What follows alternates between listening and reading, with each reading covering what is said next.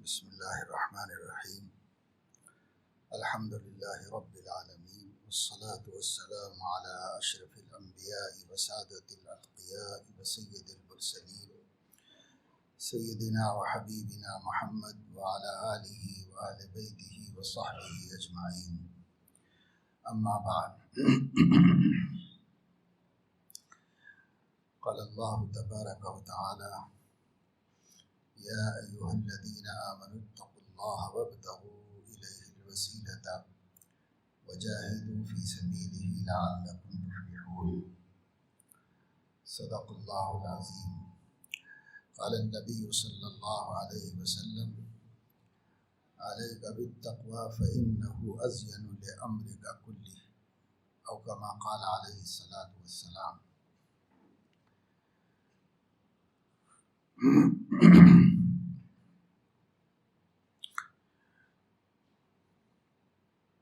زندگی کا مقصد اللہ تعالیٰ کی بندگی ہے۔ بندگی کا مفہوم کسی چھوٹے کا اپنے آپ کو چھوٹا تسلیم کر کے اپنے بڑے کے سامنے عاجزی، اعتراف، وفاداری کا اقرار کرنا اور اس پر عمل کرنا۔ کلمہ طیبہ میں دو جز ہیں، ایک اللہ تعالیٰ کی توحید کا اقرار کراتا ہے، دوسرے سیدنا محمد الرسول اللہ صلی اللہ علیہ وسلم کی رسالت کا اقرار کراتا ہے۔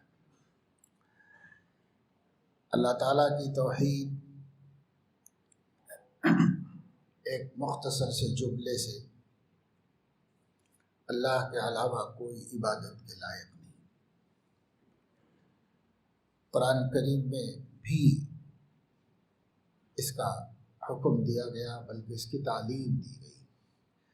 فَاعْلَمْ أَنَّهُ لَا إِلَٰهَ إِلَّا اللَّهُ، اے نبی آپ یقین رکھیں کہ اللہ کے علاوہ کوئی عبادت کے لائق نہیں، اور پھر آپ کے توسط سے پوری انسانیت کو یہ کلمہ دیا گیا ہے۔ ہمارے دین کی بنیاد انہی دو باتوں پر ہے، اقرار توحید اور اقرار رسالت، شہادت توحید، شہادت رسالت۔ ایک کلمہ لا الہ الا اللہ محمد الرسول اللہ صلی اللہ علیہ وسلم، یہ کہا جاتا ہے، اس کو ہم لوگ اول کلمہ کہتے ہیں، کلمہ طیبہ کہتے ہیں۔ اور ایک کلمہ ہے جو اذان میں بھی کہا جاتا ہے، اشہد ان لا الہ الا اللہ و اشہد ان محمد الرسول اللہ۔ کلمے تو دونوں بھی وہی ہیں، ایک میں اقرار ہے اور ایک میں گواہی ہے۔ اشہد، میں گواہی دیتا ہوں، ایک میں گواہی ہے۔ اپنے ما فی الضمیر میں جس بات کو مان لیا ہے وہ لا الہ الا اللہ ہے، اس مانی ہوئی بات کی گواہی دے رہا ہے تو اشہد ان لا الہ الا اللہ ہے۔ ضمیر میں اس کو مان لیا ہے وہ محمد الرسول اللہ ہے، اور اس کی گواہی دیتا ہے اشہد ان محمد الرسول اللہ۔ زبر زیر کا فرق ہے بس، اور وہ زبر زیر کا فرق وہ عربی گرامر ہے، باقی بات ایک ہی ہے۔ جس چیز کو ہم نے مانا اور تسلیم کیا اس چیز کی ہم نے گواہی دی۔ حضور علیہ الصلاۃ والسلام سے پوچھا گیا تھا کہ ایمان کیا ہے، تو آپ صلی اللہ علیہ وسلم نے فرمایا ان تؤمن باللہ وملائکتہ وکتبہ ورسلہ والیوم الآخر والقدر خیرہ وشرہ من اللہ تعالی۔ اور آپ سے پوچھا گیا اسلام کیا ہے، تو آپ نے فرمایا ان تشہد ان لا الہ الا اللہ وان محمد الرسول اللہ واقام الصلاۃ وایتاء الزکاۃ والحج وصوم رمضان۔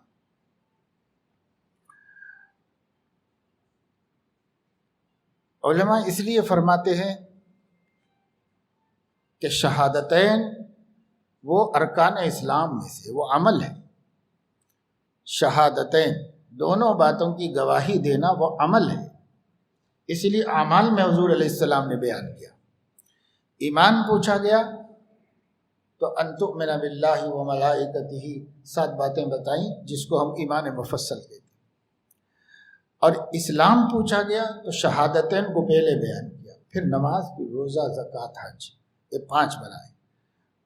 عام طور سے ہم سمجھتے ہیں کہ عمل وہ 4 ہی ہیں.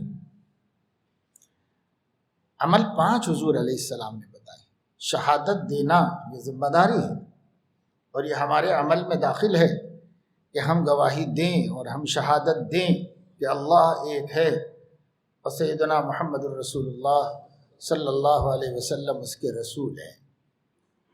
تو خدا تعالیٰ کی توحید پہ قائم رہنا، کوئی کام ایسا نہ کرنا جس میں شرک کی خوشبو بھی آتی ہو، ہر شرک سے دور رہنا.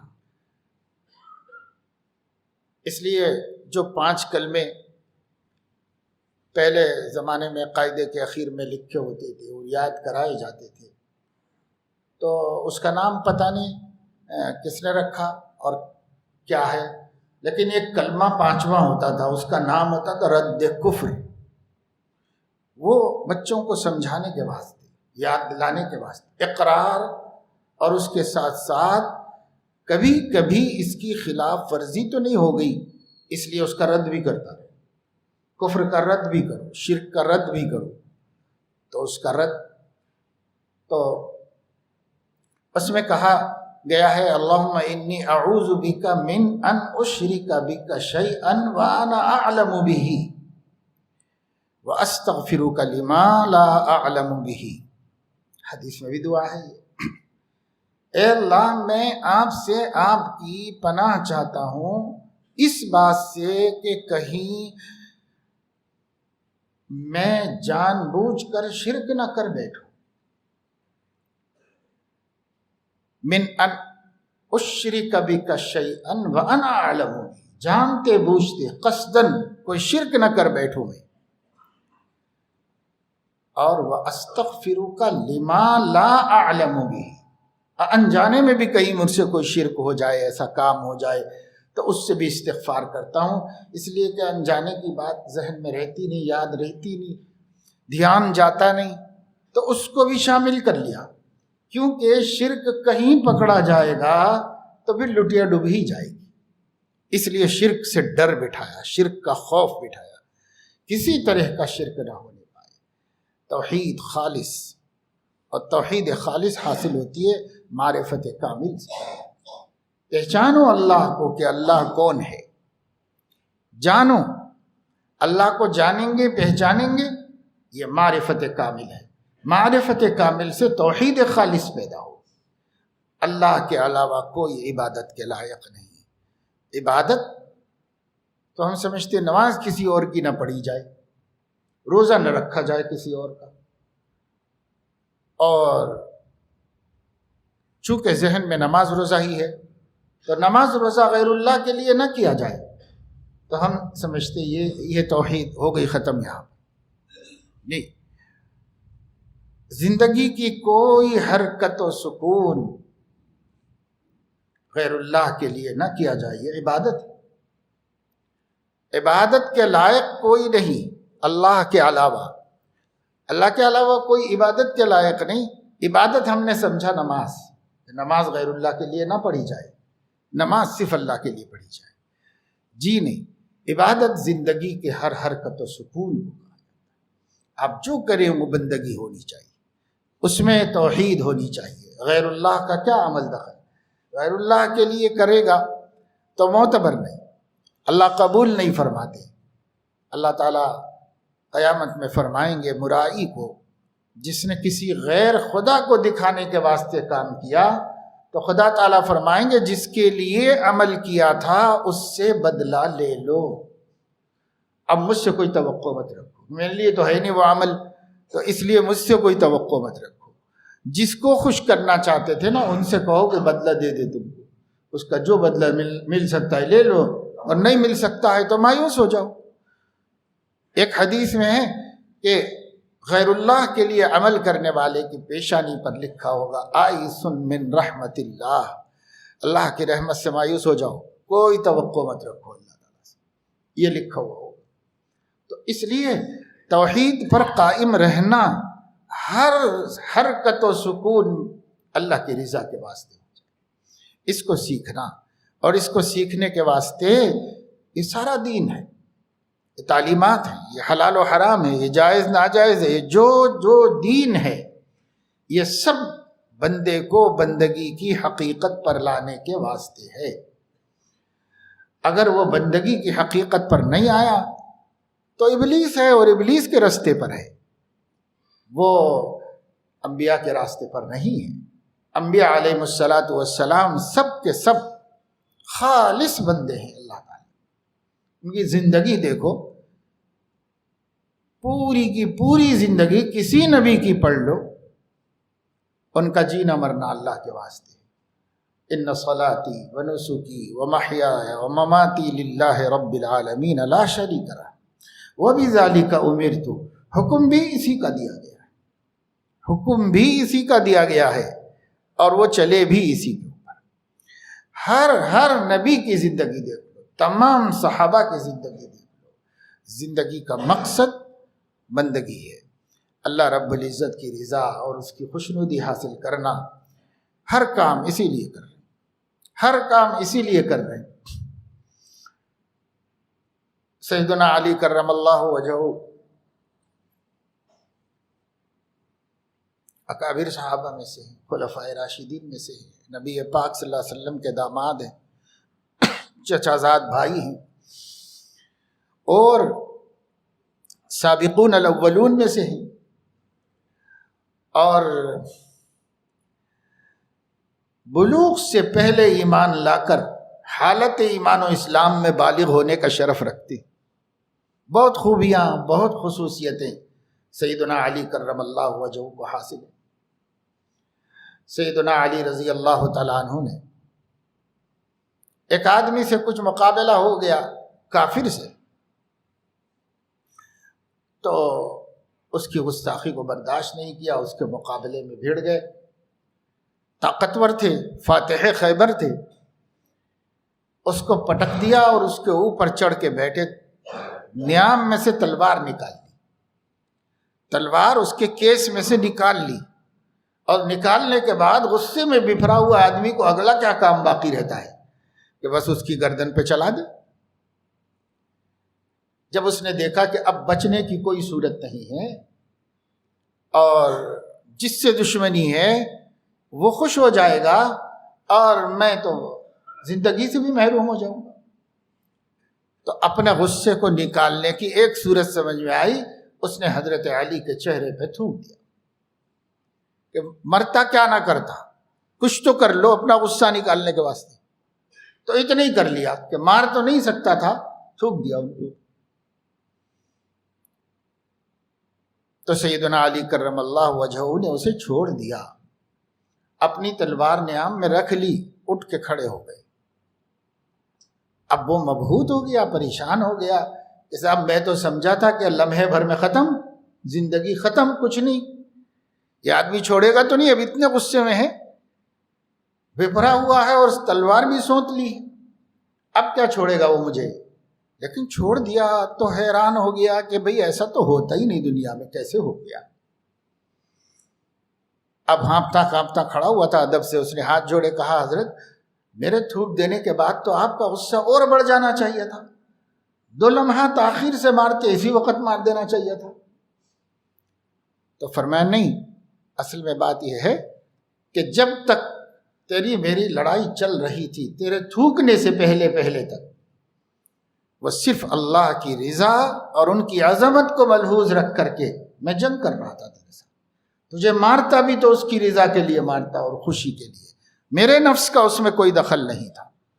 لیکن جب تجھ نے میرے اوپر تھوک دیا تو اب میرے نفس نے کہا کہ اس کو تو چھوڑنا نہیں، پر میرا عمل مشرکانہ ہو گیا، غیر اللہ کے لیے ہو گیا، ابھی تک اللہ کے لیے تھا، اب نفس کی خوشنودی بھی شامل ہو، اب کہاں یہ عمل اللہ کے لیے رہا، اور جب وہاں قبول نہیں ہوگا تو کر کے بھی کیا فائدہ ہے، لہذا میں نے تجھے چھوڑ دیا۔ ہمارا عمل تو اس لیے کیا جاتا ہے کہ وہاں قبول ہو، اور جب نفس کی شمولیت ہو گئی تو وہاں مردود ہو گیا، یہ کر کے بھی کیا فائدہ ہے اس کا، اس سے کچھ ملنے والا نہیں، تیری جان جائے گی، مجھے کچھ نہیں ملے گا، چھوڑ دیا میں نے۔ اس کی سمجھ میں بات آئی کہ اوہو یہ بندے ہیں جو کسی کی خوشنودی کے لیے جیتے ہیں، اور اتنا قابو پا گئے ہیں اپنے آپ پر کہ غصے میں بھپرے ہوئے ہیں، تلوار سونتی ہوئی ہے، اس وقت بھی رک سکتا ہے اگر معاملہ بندگی کا مشتبہ ہو جاتا ہے، اب بھی رک سکتا ہے۔ کوئی نہیں سمجھتا دنیا میں کہ کیا اس وقت بھی قابو ہو سکتا ہے اپنے نفس کے تقاضے پر، لیکن ہو سکتا ہے ایمان والوں کا ہو سکتا ہے۔ ایسی تربیت کی تھی حضور علیہ الصلاۃ والسلام نے، ذرا شک ہو گیا، کسی درجے میں شبہ ہو گیا کہ یہ اب اللہ کے لیے نہیں رہا تو کام ہی کیا ہے، اس سے ملنے والا ہی کیا ہے، اس لیے وہی کام کرتے تھے، اسی طرح کرتے تھے کہ حیز قبولیت میں اترے، یعنی حق تعالی شانہ کو پسند آ جائے، اللہ کو پسند آ جائے، ان کو نہ پسند آئے تو کسی عمل کی قیمت نہیں ہے، کروڑوں کرو، 10 کروڑ کی مسجد بنا دو، اللہ کو نہیں قبول ہے تو فائدہ کیا ہوا، ایک کوڑی کا بھی کام نہیں آئے گی، ایک کوڑی بھی کام نہیں آئے گی۔ اور ایک آدمی نے اللہ کو خوش کرنے کے لیے 5 روپے 10 روپے مسجد میں دے دیے تھے، اس سے نجات ہو سکتی ہے، مغفرت ہو سکتی ہے، لیکن ایک آدمی نے لوگوں کو دکھانے کے لیے 5 کروڑ 10 کروڑ خرچ کر دیے، لیکن اللہ کے ہاں کوڑی بھر کا وزن نہیں، وہ عمل کی ترازو میں رکھے جانے کے قابل ہی نہیں، کوئی وزن نہیں اس کا۔ تو اخلاص ہے توحید کے ساتھ، ہمارا ہر عمل اللہ کی رضا کے لیے ہو جائے۔ قرآن جگہ جگہ کہتا ہے اتقوا اللہ اتقوا اللہ اتقوا اللہ، تو کاہے کے لیے کہتا ہے؟ کیا مطلب ہے اتقوا اللہ؟ ایک جگہ نہیں، 2 جگہ نہیں، سینکڑوں جگہ اللہ نے تقوی کا حکم دیا ہے، اور نبی پاک صلی اللہ علیہ وسلم نے حکم دیا ہے اس کا۔ پھر وہ تقوی ہے کیا چیز؟ وہ تقوی ہے ڈرتے رہنا اس بات سے کہ کہیں توحید متاثر نہ ہو جائے، کہیں توحید میں جراثیم شرک داخل نہ ہو جائیں، اس سے ڈرتے رہنا، خوف زدہ رہنا، نظر رکھے ہوئے رہنا، یہ تقوی ہے۔ نظر رکھو ہر عمل میں، کتنی دفعے ہمارے عملوں کا مقصد ہی نفس کو خوش کرنا ہے، تقریر کر رہا ہوں نفس خوش ہو جائے، یہ مجمع بیٹھا ہوا ہے یہ مجمع خوش ہو جائے، تو کیا ملا؟ کچھ بھی نہیں ملا، تھوڑی دیر کی بکواس، اور اللہ کے ہاں کچھ نہیں ملا، کوئی عمل ہی نہیں، عمل میں ہی شمار نہیں، جب تک کہ یہ مقصد نہ ہو کہ اللہ راضی ہو جائے اس عمل سے، اور کچھ بھی نہیں چاہیے، اللہ راضی ہو جائے، جو ثمرات ہیں خود بخود ملیں گے۔ ثمرہ یہ ہے کہ بھائی دین کا مذاکرہ کرو تو نفع ہوتا ہے، کرنے والے کو بھی سننے والے کو بھی، یہ ثمرہ تو خود بخود مل جائے گا۔ ہماری نیت کیا ہونی چاہیے، مقصد کیا ہونا چاہیے، آپ کی نیت کیا ہونی چاہیے، ہماری نیت کیا ہونی چاہیے، یہ نیتوں کا بنانے کی محنت، ورنہ کتنے عمل رائے گا ہو رہے ہیں، کتنے عمل رائے گا کر رہے ہیں، کتنی محنت کر کے، ٹھنڈ ہے سردی ہے، اتنی سردی میں گئے نماز پڑھنے کے لیے مسجد، اور مقصود اللہ کا رضا نہیں تھا، تو مشقت بھی ہوئی، ملا بھی کچھ نہیں۔ مقصود اللہ کی رضا، اللہ راضی ہو جائے، اللہ راضی ہو جائے، اور کوئی مقصد نہیں۔ اب کوئی آدمی بھی عادت بنے، عادتاً اٹھ گیا، عادتاً چلا گیا، عادتاً نماز پڑھ لی، کچھ بھی نہیں ہے، بیکار محنت ہے، کچھ بھی نہیں ہے، وہ عادتاً نہیں، نیت ہو اللہ راضی ہو جائے، اللہ کا حکم ہے اس لیے پڑھ رہے ہیں۔ بعض دفعہ نیت وہ انسان کے اندر ہوتی ہے مگر نظر نہیں آتی، تو یہ مطلب نہیں ہے کہ بھئی کوئی آدمی مسجد گیا، نماز پڑھا، اور گھر سے نکلتے وقت یہ نہیں سوچا کہ میں اللہ کے لیے جا رہا ہوں تو وہ نماز نہیں ہوگی. ایسا نہیں ہے، بلکہ ہمارا عقیدہ خود یہ ہمیں اٹھایا ہے، ہمارا عقیدہ خود چلا رہا ہے، تو اس وجہ سے وہ عمل بھی عمل بنتا ہے. لیکن کوئی ایسی نیت آ جائے جس میں غیر اللہ کی شمولیت ہو جائے تو پھر یہ نیت بیکار ہے. تو دو چیزیں ہیں، ایک یہ کہ بے نیت بھی مت کرو، ثواب ملے گا، کیونکہ حدیث پاک میں ہے کہ ایک آدمی گھر سے نکلا وضو بنا کر کے اور مسجد کی طرف گیا اور نیت اور مقصد سوائے مسجد جا کر نماز پڑھنے کے وہ کچھ بھی نہیں ہے، تو اس کو ہر قدم پر اجر ملتا ہے. ہر کسی کو نہیں ملتا، جو اسی نیت سے جا رہا ہے اس کو ملتا ہے. جا رہے ہیں تو سب، لیکن یہ نیت بھی ہو ایماناً و احتساباً، دھیان رہے کسی کی بندگی کر رہا ہوں، کوئی میرا آقا ہے، کوئی میرا مولا ہے، اس کی میں بندگی کر رہا ہوں. اس کے لیے دھیان کے ساتھ عمل کریں. تو کتنے اعمال ہم کر رہے ہیں جس میں نہیں. ایک قاری صاحب کہنے لگے، ایک پروگرام میں انہوں نے قرأت پڑھی، اس کے بعد میرے بازو آ کے بیٹھے تو پھر کہنے لگے کہ مولانا قرأت پڑھتے ہیں ہم جلسوں میں، بہت کوشش کرتا ہوں مگر بس دھیان میں یہی آتا ہے کہ مجمع خوش ہو جائے، لوگ خوش ہو جائیں، لوگ تعریف کریں، بس یہی آتا ہے. یہ بن نہیں پاتا دھیان کہ اللہ خوش ہو جائیں، اللہ کو اچھا لگے، اللہ تعالیٰ تعریف کرے، یہ بن نہیں پاتا میرا. میں نے کہا اللہ کا شکر ادا کرو کہ یہ دھیان تو ہو رہا ہے کہ ایسا کیوں ہو رہا ہے، یہ اللہ کا شکر ادا کرو. اور یہ دکھ ہونا یا احساس ہونا اس بات کی علامت ہے کہ آپ اللہ ہی کے لیے کرنا چاہ رہے ہیں، مگر نفس آپ سے مزاحمت کر رہا ہے، مقابلہ کر رہا ہے، اس کو تازہ کر رہا ہے، اس کو تازہ کر رہا ہے. تو اتنا کر لیجئے کہ جب پڑھنے بیٹھیے تو بیٹھنے سے پہلے ذرا استحضار کر لو، تھوڑا آنکھ بند کرو، 2 منٹ رک جاؤ اور تھوڑا سا استحضار کر لو کہ میں یہ جو پڑھ رہا ہوں صرف اللہ کی رضا کے لیے پڑھ رہا ہوں، مخلوق کو اچھا لگے برا لگے مجھے اس سے کوئی مطلب نہیں. اس کے بعد شروع کیجئے. اب اس کے بعد کتنے وسوسے آنے دیجئے، کتنے خیالات آنے دیجئے، انشاءاللہ وہ پڑھنا اللہ ہی کے لیے ہوگا اور اللہ تعالیٰ اس کو قبول فرما لے گا. مگر پہلے کر لو، تھوڑا سا اہتمام کرو، نماز پڑھنے سے پہلے ذرا رکو. جماعت کی نماز میں حکم تو یہ ہے کہ امام کی تکبیر کے ساتھ مقتدی کو تکبیر کہہ لینا چاہیے، ساتھ ساتھ ہو جانا چاہیے تکبیر. ٹھیک ہے، بعض لوگ بیچارے نہیں معلوم ہے، ناواقف ہیں، وہ اپنی نیت بنانے میں بہت پیچھے ہو جاتے ہیں اور امام آگے ہو جاتا ہے. کافی دیر کے بعد وہ تحریمہ کہتے ہیں، تکبیر تحریمہ کافی دیر کے بعد کہتے ہیں، اور اس وقت تک استحضار کرنے میں لگ جاتا ہے ان کو، تو وہ بھی منع ہے. لیکن اتنا کر لیں، باشعور لوگ، آپ جیسے لوگ جن کو فکر ہے دین میں ترقی کرنے کی، آگے بڑھنے کی، تعلق مع اللہ کی، اتنا تو کر لیں کہ بھئی ہم چلتے چلتے دھیان دیں، صف میں جاتے جاتے دھیان دے دیں، اور صف میں کھڑے ہونے کے ساتھ ایک دفعہ ضرور سوچ لیں کہ میرا یہ عمل میں اللہ کے لیے کر رہا ہوں، کسی کے لیے نہیں کر رہا ہوں. ایک دفعہ ضرور سوچ لیں. اس میں ٹائم تو لگتا نہیں ہے، مگر یہ کہ متفکر رہنا پڑتا ہے، ورنہ ویسے ہی بے فکری میں جائیں گے وہ اور نہ پہلے اللہ کے لیے ارادہ کیا، اور درمیان میں تو شیطان پوری کوشش کرتا ہے. حدیث ہے بخاری شریف میں کہ جب اذان کہی جاتی ہے تو شیطان بھاگ جاتا ہے، اتنی دور بھاگ جاتا ہے کہ وہاں تک آواز ہی نہ آئے، اتنی دور بھاگ جاتا ہے. اور جب وہ بھاگتا رہتا ہے ہم لوگوں کو تو دکھتا نہیں، جانوروں کو دکھتا ہے تو جانور پریشان رہتے ہیں، وہ کتے پکارتے رہتے ہیں، کیونکہ ان کا بھاگنا چیخنا چلانا ان کو دکھتا ہے، ہم کو نہیں نظر آتا. اس وجہ سے ان لوگوں کو دکھتا ہے.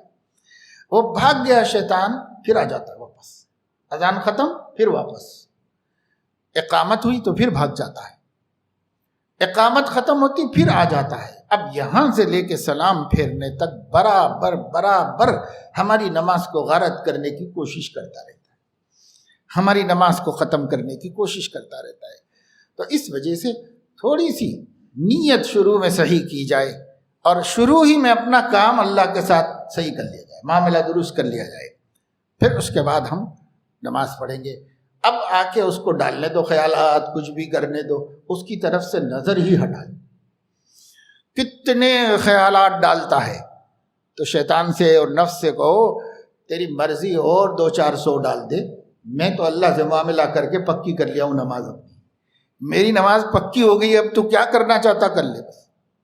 تو کوئی پرواہ مت کرو ان وساوس کی، مگر شروع میں اتنا اہتمام کر لو کہ ہم یہ اللہ کے لیے کر رہے ہیں، یہ کام اللہ کے لیے کر رہے ہیں۔ ایسے اللہ کے بندوں نے اپنے نفس کے لیے کبھی کوئی کام نہ کرنے کی مشق کی ہے۔ نفس کو خوش نہیں کرنا ہے، اللہ کو خوش کرنا ہے، اللہ کو راضی رکھنا ہے۔ کیوں؟ زندگی کا مقصد بندگی ہے۔ بندگی کیسے بنائے؟ یہ نماز، روزہ، زکوٰۃ، حج، یہ اپنی ذات میں بندگی نہیں ہے جب تک کہ یہ ہمارے لیے بندگی کا سبب نہ بن جائے، اس سے ہمارے اندر اللہ رب العزت کے بندے ہونے کا استحضار نہ پیدا ہو جائے۔ یہ اسباب ہیں، ہم کو بندہ بنانے کے اسباب ہیں۔ چونکہ بندگی ضروری ہے تو ان اسباب کو ہم پہ لازم کر دیا گیا ہے، وہ اللہ کا کرم ہے۔ اگر لازم نہ کیا جاتا تو ہم بندے بن ہی نہیں پاتے، اس لیے اللہ نے لازم کر کے ہم کو بندہ بنایا۔ مگر وہی بندہ بنے گا جو بندہ بننا چاہتا ہے اور اس کو اس کا استحضار ہے۔ دیکھو سیدنا علی کرم اللہ وجہہ نے کتنی مشق کر لی تھی، اللہ کے لیے کرنا ہے، تن کا بھی اٹھانا ہے تو اللہ کی رضا کے واسطے اٹھانا ہے، چھوٹا عمل ہو یا بڑا۔ پوچھا گیا حضور علیہ السلام سے کہ اللہ کے رسول، ایک آدمی جہاد کرتا ہے قومی حمیت کی وجہ سے، ایک آدمی جہاد کرتا ہے وطن کی محبت میں، ایک آدمی جہاد کرتا ہے بہادری اور اپنی شجاعت دکھانے کے واسطے۔ مختلف آدمی مختلف نیتوں سے جہاد کر رہے ہوں گے، آپ متعین کیجئے کہ اس میں سے کون سا جہاد ہے، کس جہاد کو جہاد فی سبیل اللہ کہا جاتا ہے۔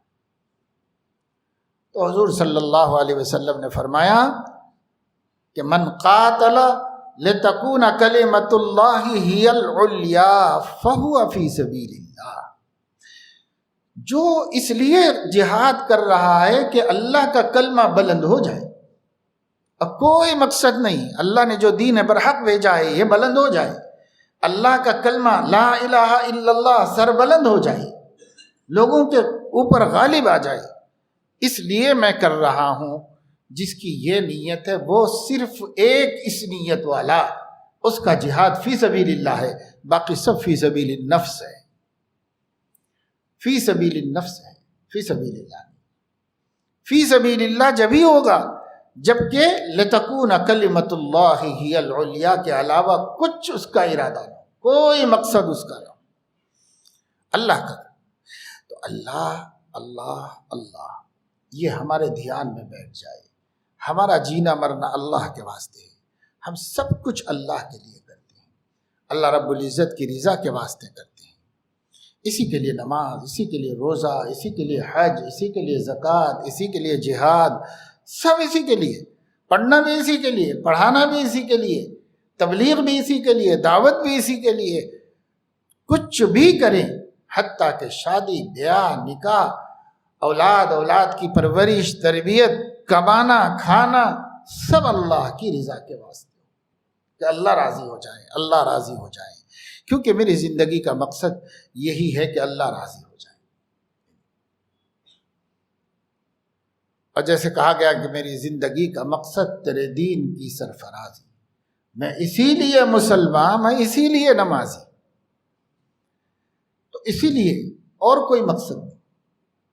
اسی کو قرآن میں کہلوایا گیا نبی کی زبان سے، قل ان صلاتی ونسکی ومحیای ومماتی للہ رب العالمین لا شریک لہ، آپ کہہ دیجئے، اعلان کر دیجئے سب۔ اور نبی کی زندگی جس مقصد کے لیے ہے، امت کی زندگی بھی اسی مقصد کہ بھئی اللہ راضی ہو جائے، اس لیے نبی جی رہے، تو امت بھی اس لیے جی رہی ہے کہ اللہ راضی ہو جائے، اس کے علاوہ کوئی مقصد نہیں ہونا چاہیے۔ تو نیتوں پر نظر رکھنا اور توحید کے مغایر کوئی کام نہ ہو جائے، اس سے ڈرتے رہنا۔ اہل اللہ اور بزرگان دین تو اس کی بھی فکر کرتے رہے کہ زبان سے کوئی ایسا کلمہ بھی نہ نکلے جو توحید کو، عقیدے کو متاثر کرتا ہو، ایسا کلمہ بھی نہ نکلے زبان سے، کوئی ایسی بات نہ بولو۔ بات بولنے سے پہلے سوچ بھی لیتے کہ کہیں یہ اللہ تعالیٰ کی شان میں گستاخی تو نہ ہو جائے، کہیں یہ شرک تو نہ بن جائے۔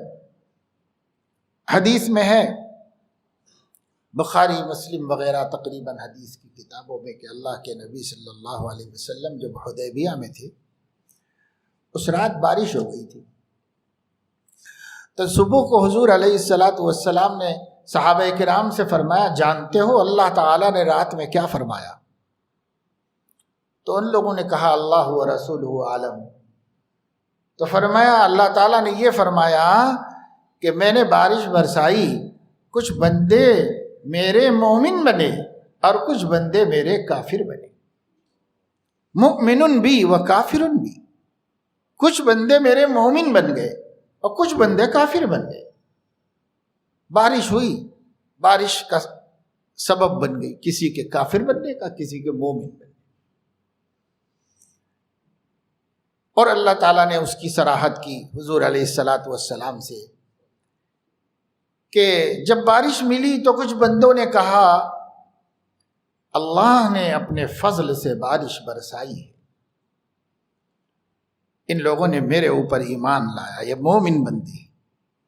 بعد لوگوں نے کہا کہ بارش بنوع قضا، فلاں ستاروں کے ٹکرانے سے اور ایسا ہونے سے اور ویسا ہونے سے بارش ہوئی۔ تو فرمایا یہ کافر بھی، یہ شخص میرا کافر ہو گیا، میرا منکر ہو گیا۔ تو اتنا باریکی کے ساتھ سکھایا گیا اسلام، اور یہ حدیث بخاری میں بھی ہے اور دوسری کتابوں میں بھی ہے کہ حدیبیہ میں حضور صلی اللہ علیہ وسلم نے صحابہ سے صاف صاف صبح میں کہا، جانتے ہو کیا کہا اللہ نے رات میں؟ اللہ نے یہ کہا رات میں کہ میں نے بارش برسائی تھی، اس بارش کو لے کے کچھ لوگ کافر بن گئے، کچھ لوگ مومن بن گئے۔ تو یہ نہیں، آدمی کے ذہن میں یہ بات ہونی چاہیے کہ ہر چیز اللہ کی قبضہ قدرت میں ہے، ان کے فیصلوں سے ہوتا ہے، ان کے حکم سے ہوتا ہے۔ دھیان ادھر ہی جانا چاہیے مومن کا۔ کچھ چیزیں ہوتی ہیں تدابیر کے درجے میں، آج کل کے زمانے میں مختلف قسم کی باتیں آتی ہیں، تو ایسی ٹیکنالوجی بن گئی ہے، لوگ کہتے ہیں کہ صاحب ہوائیں اتنی تیز ہیں، ہوا کا دباؤ اتنا ہے، بارش ہو سکتی ہے، فلاں تاریخ کو برس سکتی ہے، برسے گی، کرے گی، وہ کرے گی، خبریں آتی رہتی ہیں۔ وہ خبریں اپنی جگہ پر، ہمیں اس سے کوئی لینا دینا نہیں، اس سے جو احتیاط کر سکتے ہیں کریں، اس کی وجہ سے جو فائدہ اٹھا سکتے ہیں اٹھائیں۔ مثال کے طور پر کوئی سفر ہے، نہیں کرنا بھائی، کہیں بارش کی وجہ سے پریشانی نہ ہو جائے تو سفر نہ کرے۔ کیوں نہیں کر رہا ہے؟ صرف ایک خبر کی وجہ سے کہ اب بارش ہونے کا امکان ہے، تو اس سے نہیں کافر ہو جائے گا۔ اعتقاد کے درجے میں یہ بات بیٹھ جائے کہ یہ بس صحیح ہے، یہ صحیح ہے، اگر یہ عقیدے کے درجے میں بیٹھ جائے تو آج بہت سے جاہلوں کے عقیدے ایسے ہو گئے، عورتوں کے خاص طور سے۔ پڑھے لکھے نہیں ہیں، کچھ پڑھے لکھے ہوتے ہیں تو سوجھ بوجھ ہوتی ہے، بہت سی عورتیں بے پڑھی لکھی ہیں، دیہات میں رہنے والیاں ہیں، ان کے ہاں کلچر ہی نہیں ہے پڑھنے پڑھانے کا، بس یوں ہی جو بڑوں سے سنتی ہوئی باتیں آ رہے ہیں وہی اعتقادات ہیں، وہی خیالات ہیں۔ ان کے عقیدے درست کرنا ہے، ان کے خیالات کو توحید پر لانا ہے، نہیں تو ناواقفیت عذر نہیں ہے اللہ تعالیٰ کے پاس۔ علم حاصل کرنا تو فرض ہے نا، عقیدہ درست ہو جائے اتنا علم تو فرض ہے، نماز صحیح ہو جائے اتنا علم تو فرض ہے، تو یہ کیا عذر ہے کہ نہیں پتہ ہے؟ ہاں وہ یہ کہہ سکتے ہیں کہ پاک پروردگار ہم ایسی جگہ پہ رہتے تھے جہاں کوئی تیرا دین پہنچانے والا نہیں تھا اور کوئی آ کے بھی نہیں پہنچاتا تھا، تب ہو سکتا ہے کہ اس بستی کے قرب و جوار میں رہنے والے باشعور مسلمانوں سے بھی اللہ مؤاخذہ فرمائے گا۔ بہت دور رہنے والوں سے تو نہیں کرے گا، کیونکہ جہاد کے بارے میں جو فقہا نے فرمایا کہ اگر کسی علاقے میں جہاد ہو رہا ہے اور ان لوگوں کو نصرت کی ضرورت ہے تو پہلے فرض ہوگی نصرت ان کے پڑوس والوں پر، پھر اس کے بعد اس کے آگے والوں پر، پھر اس کے آگے والوں پر، پھر اس کے آگے والوں پر۔ تو اگر کسی بستی میں اس قدر مشرکانہ ذہنیت کے ساتھ مسلمان جی رہے ہیں تو اس کے قرب و جوار میں رہنے والے علماء اور اس کے قرب و جوار میں رہنے والے مدرسے اور اس کے قرب و جوار میں رہنے والے باشعور مسلمان یہ جواب دیں اللہ کے پاس، کیوں وہاں تک نہیں گئے؟ کیوں اپنے چند بھائیوں کی عقیدے کی، ایمان کی خبر نہیں لی؟ کیوں ان کی فکر نہیں کی؟ اللہ تو پوچھے گا، پڑوسیوں سے پوچھے گا جو پڑوس میں رہنے والے لوگ ہیں۔ یہ کم سے کم ہر پڑوسی کی ذمہ داری ہے کہ اپنے پڑوس کے محلوں اور اپنے پڑوس کے گاؤں کی فکر کریں، ان تک پہنچیں، کچھ ان سے تبادلہ خیال کریں، کچھ مذاکرہ کریں، دین کا، عقیدے کا، ایمان کا مذاکرہ ان سے کریں۔ تو یہ بندگی کا ہے اور اس بندگی کو سیکھنے کی ضرورت ہے۔ ہر کام رضا الہی کے لیے ہو، اللہ خوش ہو جائے۔ اللہ آج ہم بہت بڑے بڑے کام کر رہے ہیں لیکن بار بار دکھاوا ذہن میں آ جاتا ہے، بار بار غیر اللہ کی خوشنودی ہمارے ذہن میں آ جاتی ہے۔ آج یہ جتنے کام ہم دین کے بھی کر رہے ہیں، تو پہلے لوگ دنیا کے کام کرتے تھے تو اس کی خوب فوٹوز بناتے تھے، کیونکہ ان کو کرنا ہی تھا دکھاوے کے واسطے۔ اب ہم دین کے کام کر رہے ہیں، اس کا بھی یہی ہے سب قصہ کہ اس کو بھی اسی میں لا کے شیطان نے الجھا دیا کہ صاحب کیسے لوگوں کو پتہ چلے، کیسے لوگوں کو پتہ چلے؟ بس کیا لوگوں ہی کے لیے جینا ہے ہم کو یا اللہ تعالیٰ کے لیے جینا ہے؟ اللہ تبارک و تعالیٰ شانہ کے لیے جینا ہے۔ اب ذریعہ تبلیغ کے طور پر بعض علماء استعمال کرتے ہیں، اس میں ان کو جتنے مخلص علماء ہیں ان کی اپنی مرضی کا دخل ہی نہیں، اس کے ان کی اپنی اس میں کوئی خوشی نہیں، لیکن اس لیے تحمل کر رہے ہیں کہ بھئی یہ ذریعہ بن جا رہا ہے دوسروں تک دین پہنچنے کا، اس لیے اس کو برداشت کر لے رہے ہیں، گوارا کر لے رہے ہیں۔ لیکن ہمارے اندر خود ہو کہ صاحب یہ بنایا جائے اور اس کو خوب چلایا جائے اور ہماری تقریر کی شہرت ہو جائے اور لوگ ہم سے واقف ہوں اور دور دور تک باتیں پہنچی ہیں، ہمارا تعارف ہو جائے، ہم کیا ملے گا اللہ کے پاس؟ کچھ نہیں ملے گا۔ حدیث پاک میں ہے، مسلم شریف میں ہے کہ جہنم میں ایک آدمی کا واویلا سن کر کے، واویلا سمجھتے نا، وہ سخت تکلیف سے جزع و فضا کر رہا ہے، آہ بکا کر رہا ہے، کیل کنار رہا ہے، تو جہنمی ایک شخص کی اس کیفیت کو دیکھ کر اپنے عذاب کو بھول کر اس کے پاس آ جائیں گے اور سب بھیڑ لگ جائے گی۔ اللہ اکبر، یہ کیا تکلیف ہے؟ اس کی تکلیف دیکھنے بھیڑ لگ جائے گی، حالانکہ جہنم میں سب عذاب میں ہوں گے، کوئی راحت میں نہیں ہے، لیکن سب اپنا عذاب بھول کر اس بیچارے کی مصیبت دیکھنے کے لیے جمع ہو جائے گی۔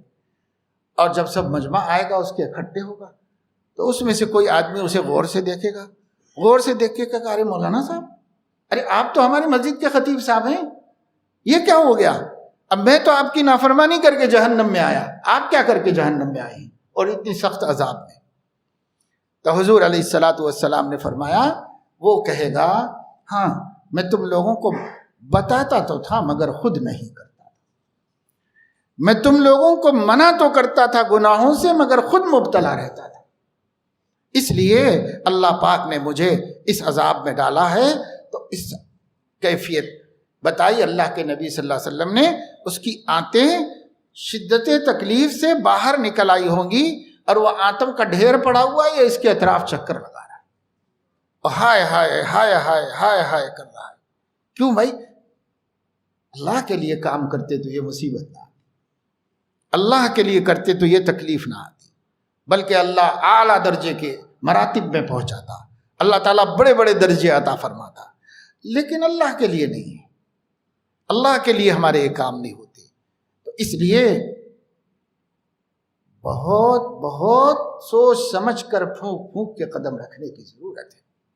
بہت سے علماء آتے ہیں مجلس میں، ان سے بھی میں عرض کروں گا، جوانی میں نفس تعویلیں کر کے معصیتوں میں مبتلا کرتا ہے، نفس تعویلیں کر کر کے دکھاوے میں مبتلا کر دیتا ہے۔ اپنی محنتوں کو رائے گاہ ہونے سے بچاؤ، اپنی کوششوں کو، اپنے اعمال کو ضائع ہونے سے بچاؤ۔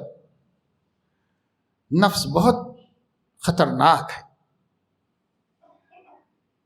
اس لیے کوشش کریں ہم کہ بھئی ہر کام بس اللہ کی رضا کے لیے ہو جائے، اللہ خوش ہو جائے، اللہ خوش ہو جائے، اللہ خوش ہو جائے، اور کوئی مقصد نہیں۔ یہ توحید ہے، توحید کی حفاظت کرو، نہ کوئی راہ پا جائے، نہ کوئی غیر آ جائے، حریم دل کا احمد ہر دم پاسباں رہنا، ہر وقت نگرانی۔ سیدنا شیخ عبد القادر جیلانی رحمہ اللہ فرما رہے ہیں، توحید کی شمشیر برہنہ لے کر اپنے قلب کی دروازے پر کھڑا رہے تاکہ کوئی غیر اللہ اس میں داخل نہ ہونے پائے۔ کسی اللہ کے غیر کو دل میں گھسنے مت دو، جگہ مت دو، اس پہ آنے مت دو۔ مشق کرنی پڑتی ہے، کام کر رہے ہیں، کاموں کو رائے گاہ کر رہے ہیں، کام کر رہے ہیں، کاموں کو ضائع کر رہے ہیں۔ وَقَدِمْنَا إِلَىٰ مَا عَمِلُوا مِنْ عَمَلٍ فَجَعَلْنَاهُ هَبَاءً مَنْثُورًا۔ پیش کریں گے ہم ان کے سامنے ان کے اعمال کو، اب پیش کرنے کے بعد جو پہاڑوں جیسے اعمال، بڑے بڑے کام، زندگی بھر 40 50 برس کے اعمال، ظاہر ہے کہ وہ قیامت میں حاضر ہوں گے تو وہ کتنا بڑا ڈھیر ہوں گے، وہ کتنی بڑی اس میں ہوں گے۔ پیش کریں گے پہلے ان کو، اللہ فرمانے اس کی شکل میں، اس کی شکل میں پیش کریں گے، وہ خوش ہو جائے گا، اتنے سارے اعمال بخشوانے آ گئے ہیں۔ لیکن پھر فرما رہے ہیں اللہ تعالیٰ فَجَعَلْنَاهُ هَبَاءً مَنْثُورًا، ریاکاری کی وجہ سے، دکھاوے کی وجہ سے، اغراض فاسدہ کی وجہ سے ہم اس کے ان عملوں کو گرد و غبار بنا دیں گے، گرد و غبار بنا دیں گے۔ ایسے ہوا میں جو مہین ذرات ہوتے ہیں، باریک باریک، نظر بھی نہیں آتی، دوربین سے نظر آتے ہیں۔ بعض مفسرین نے لکھا ہے کہ ہوا وہ ذرات ہیں فضا کے، ہوا کے، جو اگر آپ دیکھنا چاہیں تو کمرہ بند ہو، اندھیرا ہو، اندھیرے میں کھڑکی سے، دروازے سے ایک باریک لکیر کسی سوراخ سے دھوپ کی آ رہی ہو تو اس دھوپ کی سخت یعنی روشنی کی وجہ سے، بہت تیز روشنی کی وجہ سے، کیونکہ سورج کی روشنی ایک باریک سوراخ سے اندر آ رہی ہے، تو بہت تیز روشنی کی وجہ سے اگر تم اس روشنی کی لکیر کو دیکھو تو اس میں کچھ باریک باریک کاڑیاں اڑتی ہوئی لکیر اس کے اندر ملیں گی، ٹیڑھی میڑھی کاڑیاں اور ذرات اور کیا اس میں ادھر سے ادھر، ادھر سے ادھر، ادھر سے ادھر نظر آئیں گے۔ نہ پکڑ سکیں گے، نہ دیکھ سکیں گے، نہ اکٹھے کر سکیں گے، اس قدر کمزور اور اس قدر مہین اور اس قدر بے حیثیت۔ ہمارے پہاڑوں جیسے عمل کو، نمازوں کو، روزوں کو، زکوٰۃ کو، جہاد کو، حج کو اللہ تعالیٰ فَجَعَلْنَاهُ هَبَاءً مَنْثُورًا، پہلے دکھا دے گا کہ میں غافل نہیں ہوں، سب جمع کر کے رکھا ہوں، یہ ہے دیکھ لو تمہارے اعمال، لیکن ان اعمال میں بخشوانے کی طاقت نہیں، ان اعمال کو ترازو میں رکھنے کے لائق نہیں کہ ان کو رکھو تو وزن آئے، ہم اس کو ہباء منصورہ بنا دیں گے، اور ویسے کروڑوں ذرات کو بھی ترازو میں رکھیں گے تو کیا وزن بنے گا؟ کوئی وزن اس کا نہیں۔ اس لیے توحید کی حفاظت کرو۔ توحید میں یہ بھی ہے کہ ہر عمل کو خالصتاً لوجہ اللہ کرو۔ صحابہ کرام کے بارے میں قرآن کہتا ہے یبتغون رضوان اللہ ابتغاء وجہ اللہ یریدون وجہ اللہ۔ مختلف الفاظ میں اللہ نے فرمایا یہ بندے تو بس اللہ کے لیے کرتے ہیں، اللہ کے لیے، اللہ کے لیے، سب اللہ، ان کو کسی کو دکھانا نہیں ہے، نہ کسی سے تعریف لینا ہے، نہ کسی کو خوش کرنا ہے، بس اللہ ہمارے راضی ہو جائیں، اللہ ہم اس کے بندے ہیں، ہم اس کے مملوک ہیں، ہم اس کی مخلوق ہیں، ہم اس کے عبید ہیں، ہم اس کے سامنے جائیں گے تو وہ ہم سے خوشی کا اظہار کرتے۔ جیسے کہنے والے نے کہا ہے توحید تو یہ ہے کہ خدا خود حشر میں کہہ دے بندہ دو عالم سے خفا میرے لیے ہے. یعنی دنیا ناراض ہو گئی ہے مگر یہ بس میرے اکیلے کی رضا کی فکر میں رہتا. زندگی پوری مجھے خوش کرنے کے لیے گزار دی. کون کیا کہتا ہے، کون کیا سمجھتا ہے، اس سے اس کو کوئی غرض نہیں. میرے اللہ راضی ہوتے ہیں کہ ناراض، ایک ہی مقصود، یہ بندگی ہے، یہ عبدیت ہے. اس پر زندگی کو لانا ہے، محنتیں کرنا پڑے گا، کوششیں کرنا پڑے گا. ہر عبادت کو عبادت بنانے کے لیے خدا تعالیٰ کی رضا جوئی کے خدا کے پاس لاؤ، اللہ کی رضا کے اوپر لاؤ. ہر عبادت کو عبادت بناؤ، ورنہ میرے عزیزو زندگی بھر کی محنتیں ایک آن میں رائے گاہ ہو جائیں گی، اور جعلناہ ھباء منثورا کی خدا نہ خواستہ شکار ہو جائے گی. اب دوسری زندگی بھی نہیں کہ پھر تلافی کر سکیں، اب دوسری مہلت بھی نہیں کہ پھر کچھ کر کے لا سکیں. اس لیے نہیں کرو. جنید بغدادی رحمۃ اللہ علیہ سید الطائفہ ہیں، متفق علیہ مشائخ میں سے. تمام ہی علماء متقدمین پرانے بزرگوں میں سے ہیں، سب ان کو تسلیم کرتے ہیں. اور جو لوگ عام طور سے مشائخ کو زیادہ مانتے نہیں ہیں اور ان کی عظمتوں کے قائل نہیں کسی غلط فہمیوں کی وجہ سے، ان کے ہاں بھی حضرت جنید بغدادی کا احترام ہے. اس پائے کے محقق عالم تھے اور شیخ طریقت تھے. امام ابن تیمیہ رحمہ اللہ کے فتاویٰ میں نے جگہ جگہ دیکھا، حالانکہ فتاویٰ کا تعلق مشائخ کے اقوال سے کچھ نہیں ہوتا، لیکن فتاویٰ مختلف قسم کے آتے تھے. بعض فتاویٰ میں نے پڑھا ہے ان کی مجموع الفتاویٰ میں کہ انہوں نے اپنے قول کی تائید میں حضرت جنید بغدادی کو بھی پیش کیا اور ذکر بھی ایسے کیا، قضا قال العارف جنید رحمہ اللہ. انہیں عارف باللہ قرار دیا اور ان کے قول کو اپنی تائید میں پیش کیا. امام ابن تیمیہ جیسی شخصیت نے، جہاں بسا اوقات ہمارے دھیان میں یہ ہے کہ وہاں تو صاحب مشائخ کا کوئی ذکر ہی نہیں، لیکن یہ سید الطائفہ مانے گئے ہیں حضرت جنید بغدادی رحمۃ اللہ علیہ.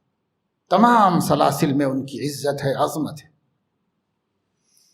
جنید بغدادی رحمہ اللہ ایک مرتبہ حج میں تھے تو کسی دکان پر ان کو ضروریات خریدنی تھی تو اپنی ضروریات خریدنے کے لیے گئے.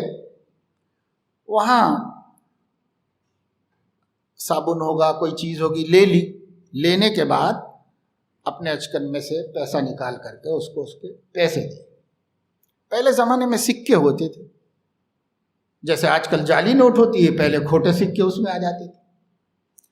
پتہ نہیں شیخ کو کہاں کسی نے جھوٹا اور کھوٹا سکہ دے دیا تھا، انہوں نے لے کے رکھ لیا ہوگا. وہ کھوٹا سکہ تھا مگر انہوں نے نکالا اور نکال کر کے اس کو اپنے مال کے عوض میں دے دیا. دکاندار پہلے بھی سکوں کو پرکھ لیتے تھے کیونکہ دھوکے ہوتے ہیں. آج بھی نوٹ کر کے دیکھتا ہے، اس کے بعد لیتا ہے.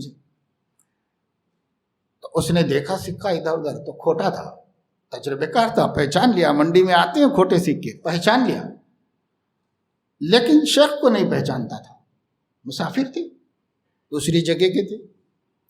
اس نے دیکھا سکہ اور اٹھا کے پھینک دیا. وہ کہا، او مولوی صاحب ادھر دھوکا ووکا نہیں چلتا، اصلی والا دو. دھوکے والا کہاں سے لا کے دے دیا، پھینک دیا غصے سے اس نے. تو حضرت جنید بغدادی رحمۃ اللہ علیہ پر اچانک اس کا بہت بڑا اثر ہوا. اتنا اثر ہوا کہ غش کھا کے گر گئے. یہ صرف بے عزتی کا مسئلہ نہیں تھا بلکہ کوئی اور چیز تھی جو ان پر اثر انداز ہو گئی. غش کھا کے گر گئے. ارے ایک آدمی گر جاتا ہے راستے میں، وہ سب جمع ہو جاتے ہیں حاجی لوگ، اس کو ہٹاؤ بڑھاؤ، مر تو نہیں گیا، کیا ہو گیا. اتنے میں کچھ لوگ آئے. بعض ایسے لوگ بھی آ گئے جو حضرت جنید بغدادی کو پہچانتے. انہوں نے کہا کہ یہ تو شیخ جنید. کس نے کیا کہا بھائی؟ دکان والے سے سب بھیڑ پڑے. کیا کیا تو نے؟ کیا بدتمیزی کی حضرت کے ساتھ؟ یہ بڑے آدمی ہیں، کیا کیا؟ اس نے ہاتھ جوڑے، بھائی میں نہیں جانتا، میں نہیں پہچانتا، سکہ کھوٹا تھا، پھینک دیا میں نے. اگر یہ جنید ہیں تو میں تو دکان پیش کر دوں ان کی خدمت، لیکن میرے سے غلطی کیا، میں جانتا نہیں تھا ان کو۔ تھوڑی دیر میں یہی گفت و شنید چل رہی تھی کہ حضرت جنید ہوش میں آ گئے، اور جب قابو میں آئے افاقہ ہوا تو فرمایا بھائی اسے کچھ مت کہو، بیچارے کی کوئی غلطی نہیں، کوئی کسی کو کچھ مت کہے، کوئی کسی نے کچھ نہیں کیا۔ بس جب اس دکاندار نے کھوٹا سکہ دیکھا اور اسے اٹھا کے پھینک دیا، گیا نہیں چلے گی دغا بازی دھوکے بازی، اصلی والا لائیے، تو میرا ذہن اچانک محشر کی طرف چلا گیا، اور میں نے یہ سوچا کہ ایک تجربہ کار تاجر کھوٹا سکہ اس ناقدری سے اٹھا کے پھینک دیتا ہے، اور اگر میرے اعمال کل قیامت میں کھوٹے ثابت ہو جائیں اور اللہ تعالیٰ اٹھا کے پھینک دے تو آج میں دوسرا پیسہ لا کر ضرورت پوری کر سکتا ہوں، لیکن قیامت میں دوسرے اعمال کہاں سے لاؤں کہ اللہ کے پاس اپنا مسئلہ حل کرا سکوں۔ میرا ذہن ادھر چلا گیا، تو اس کی وجہ سے دل پہ اثر ہوا، اس بیچارے کی کوئی غلطی نہیں، بلکہ اس کی وجہ سے مجھے ایک بات یاد آئی کہ اللہ کے ہاں نہیں چلے گا دھوکہ۔ یخادعون اللہ والذین آمنوا وما یخدعون الا انفسهم وما یشعرون۔ نہیں چلے گا دھوکہ، یاد رکھو، ہر عمل کے وقت میں یاد رکھو، وہ اللہ والے لوگ اسی لیے اللہ والے بنے کہ انہیں اللہ کبھی فراموش نہیں ہوتا تھا، ہمیشہ اللہ یاد رہتا تھا۔ قصہ تو لینے دینے کا تھا، خرید و فروخت کا، لیکن نہ محشر کو بھولے ہوئے تھے، نہ اللہ کی عظمت کو بھولے ہوئے تھے۔ جب اعلان ہوگا لمن الملک اليوم للہ الواحد القہار، ایسے قہر و غلبے والے واحد کے سامنے زندگی چکانی ہے، حساب چکانا ہے زندگی کا۔ ہم کس غفلت میں پڑے ہوئے ہیں؟ یہ غفلت نہیں چلے گی، پچھتائیں گے، اور اس پچھتانے کا کوئی فائدہ نہیں، قیامت میں پچھتانے کا کوئی فائدہ نہیں۔ ایک ہی زندگی ہے، ایک ہی زندگی میں اللہ کو راضی کرنا ہے۔ ہم کہہ رہے ہیں بھائی شادی بار بار ہوتی ہے کیا، ایک مرتبہ کر لے، جیسا بھی جی چاہ رہا ہے کر لے۔ فلاں کام بار بار کرتے ہیں کیا، ایک مرتبہ کر رہے ہیں کر لیں، تھوڑی اللہ کی نافرمانی ہو جاتی ہو جانے دو۔ لیکن آپ اپنے نفس سے کہیے زندگی بھی بار بار نہیں ملتی ہے، اللہ کو خوش کرنے کا بھی یہی ایک چانس ہے، کر لو، نہیں کر سکو تو پھر کبھی نہیں کر سکو، اسی ایک زندگی میں کر سکتے ہیں تو کر لو۔ یہ بات بار بار سوچنا، بار بار غور کرنا، اللہ کے لیے جینا ہے، اللہ کے لیے مرنا ہے، اللہ کے لیے نماز ہے، اللہ کے لیے روزہ ہے، اللہ کے لیے حج ہے، سب اللہ کے لیے، اور جس کا اللہ کے لیے نہیں ہے کچھ بھی نہیں۔ تو یہ ایک بات ہے کہ بندگی کا ایک حصہ توحید کے کمال سے حاصل، دوسرا حصہ اتباع سنت کے کمال سے حاصل۔ محمد الرسول اللہ کہہ رہے ہیں محمد الرسول اللہ، محمد الرسول اللہ، کلمہ پڑھتے رہتے ہیں محمد الرسول اللہ، عصر کے بعد ذکر کیا لا الہ الا اللہ، تھوڑے تھوڑے وقفے کے بعد محمد الرسول اللہ صلی اللہ علیہ وسلم۔ یہ کہہ رہے ہیں اس کا ذکر کیوں ہو رہا ہے، کلمے کی تلقین کیوں کی جا رہی ہے، تجدید ایمان کا حکم کیوں دیا گیا ہے؟ جددوا ایمانکم بقول لا الہ الا اللہ۔ حدیثوں میں جہاں کہیں لا الہ الا اللہ آئے گا تو محمد الرسول اللہ اس میں شامل ہوگا، اس میں داخل ہوگا۔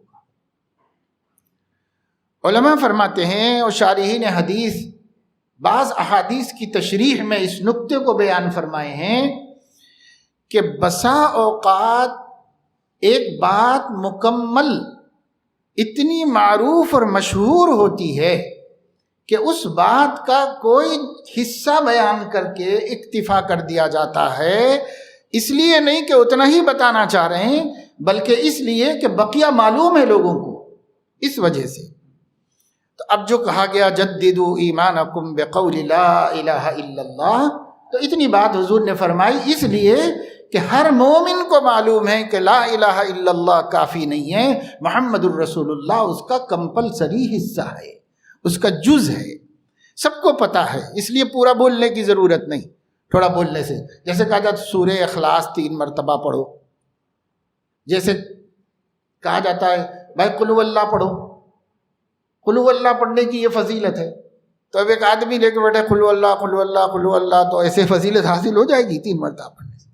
بلکہ قل هو اللہ پر اکتفا اس لیے کیا گیا کہ اس کو قل هو اللہ احد اللہ الصمد لم یلد ولم یولد ولم یکن له کفوا احد کہا جا رہا ہے، سمجھ میں آ جائے گا، بولنے کی ضرورت نہیں ہے، اس کی سمجھ میں آ جائے گا کہ پورا یہاں تک کہا جا رہا ہے۔ اسی طرح جب لا الہ الا اللہ کی فضیلت ہے تو صرف لا الہ الا اللہ سے ایمان کی تجدید نہیں ہوگی، محمد الرسول اللہ ملانے سے ایمان کی تجدید۔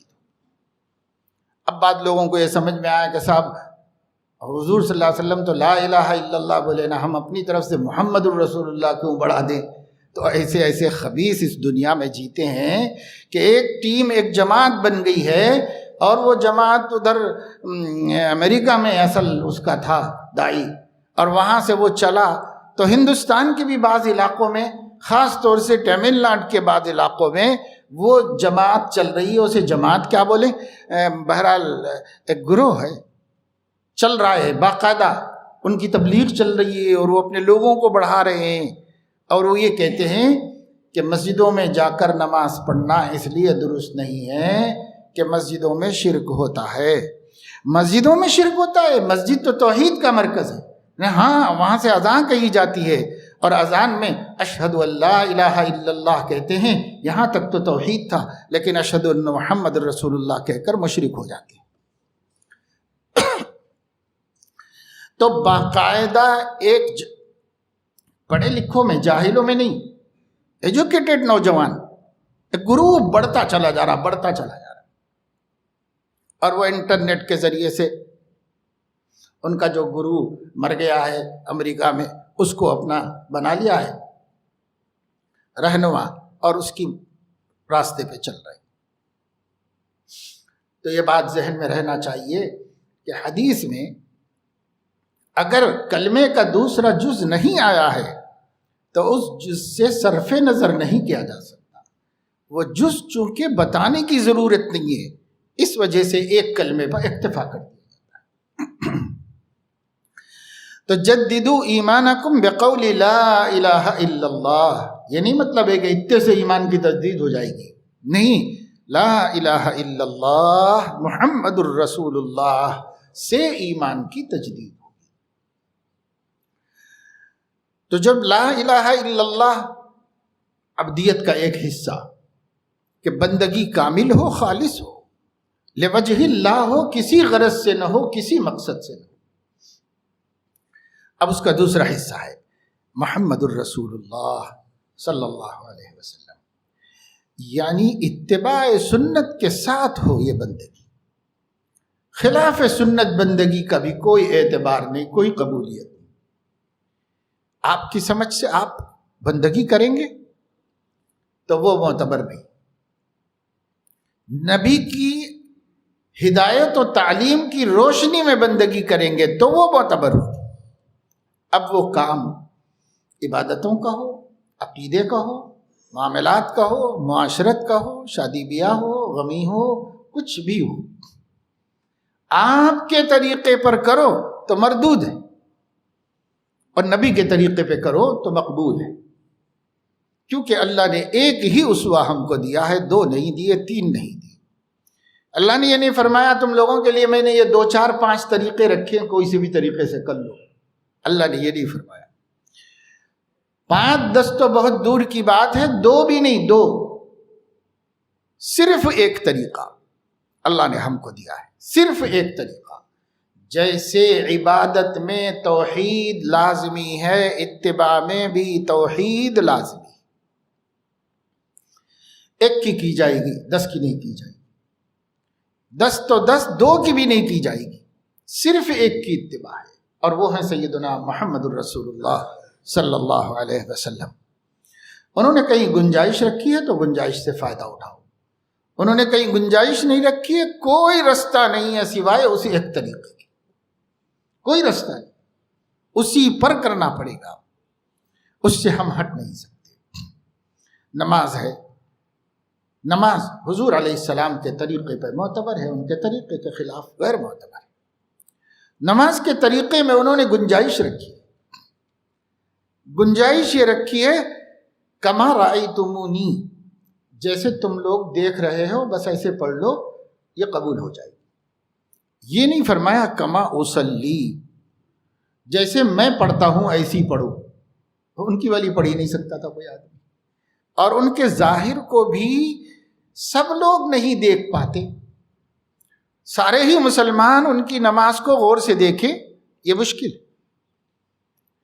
سینکڑوں نہیں ہزاروں صحابہ کرام تھے اور حضور علیہ السلام نماز پڑھاتے تھے، ہمیشہ امام ہوتے تھے اور امام سب سے آگے ہوتا ہے۔ پہلی صف والے تو دیکھ لیتے آپ کی نماز کو، پیچھے والے کہاں دیکھ پاتے۔ حضور علیہ السلام اگر گنجائش نہ رکھتے تو بہت مشکل ہو جاتی امت کے لیے کہ وہ والی نماز پڑھ لے جو نبی والی ہے ظاہر میں، اب باطن میں تو کوئی ان کا باطن بنا ہی نہیں سکتا۔ جو حضوری کی کیفیت، جو خشوع اور جو خضوع، خشوع اور خضوع دو لفظ ہے، ایک اعضاء و جوارح سے عبدیت نظر آئے اور ایک قلب میں عبدیت نظر آئے، ایک خشوع ہے ایک خضوع ہے۔ یہ ہم دیکھ تو لیتے لیکن اندر کی کیفیت تو کوئی بھی نہیں پیدا کر سکتا۔ تو پوری امت میں ایک فرد بشر حتیٰ کہ صدیق اکبر بھی نماز نبی والی نہیں پڑھ سکتی، کوئی نہیں پڑھ سکتا تھا۔ گنجائش رکھی گئی کما رأیتمونی اصلی، جیسے تم مجھے دیکھ کر میری نماز کو نوٹ کر رہے ہو، ریکارڈ کر رہے ہو، ویسے پڑھتے رہو قبول ہو جائے گی۔ یہ گنجائش رکھی۔ اب وہ جو نماز میں تھوڑے بہت اختلافات حدیثوں میں آتے ہیں نا، وہ اس گنجائش میں نکل گئے، کسی نے اس طرح دیکھا، کسی نے اس طرح دیکھا، کسی نے اس طرح دیکھا۔ اب جس نے جو محفوظ رکھا، پوری دیانت سے محفوظ رکھا، خود پڑھتا رہا، دوسروں کو اسی طرح سکھاتا رہا، وہ کامیاب ہے، وہ مقبول نماز ہے، چاہے ایسی ہو کہ چاہے ایسی ہو، کیونکہ یہ گنجائش نبی نے رکھی ہے، اس کے اللہ نے رکھی ہے۔ تو جہاں گنجائش ہے، گنجائش کی حد میں اتباع سنت جس طرح بھی ہو جائے وہ اتباع سنت ہے، اس میں تنگی نہیں۔ آہستہ آمین کہو، زور سے آمین کہو، یہ گنجائش والا مسئلہ ہے، اس سے بھی اتباع سنت ہو جائے گی، اس سے بھی اتباع سنت ہو جائے گی۔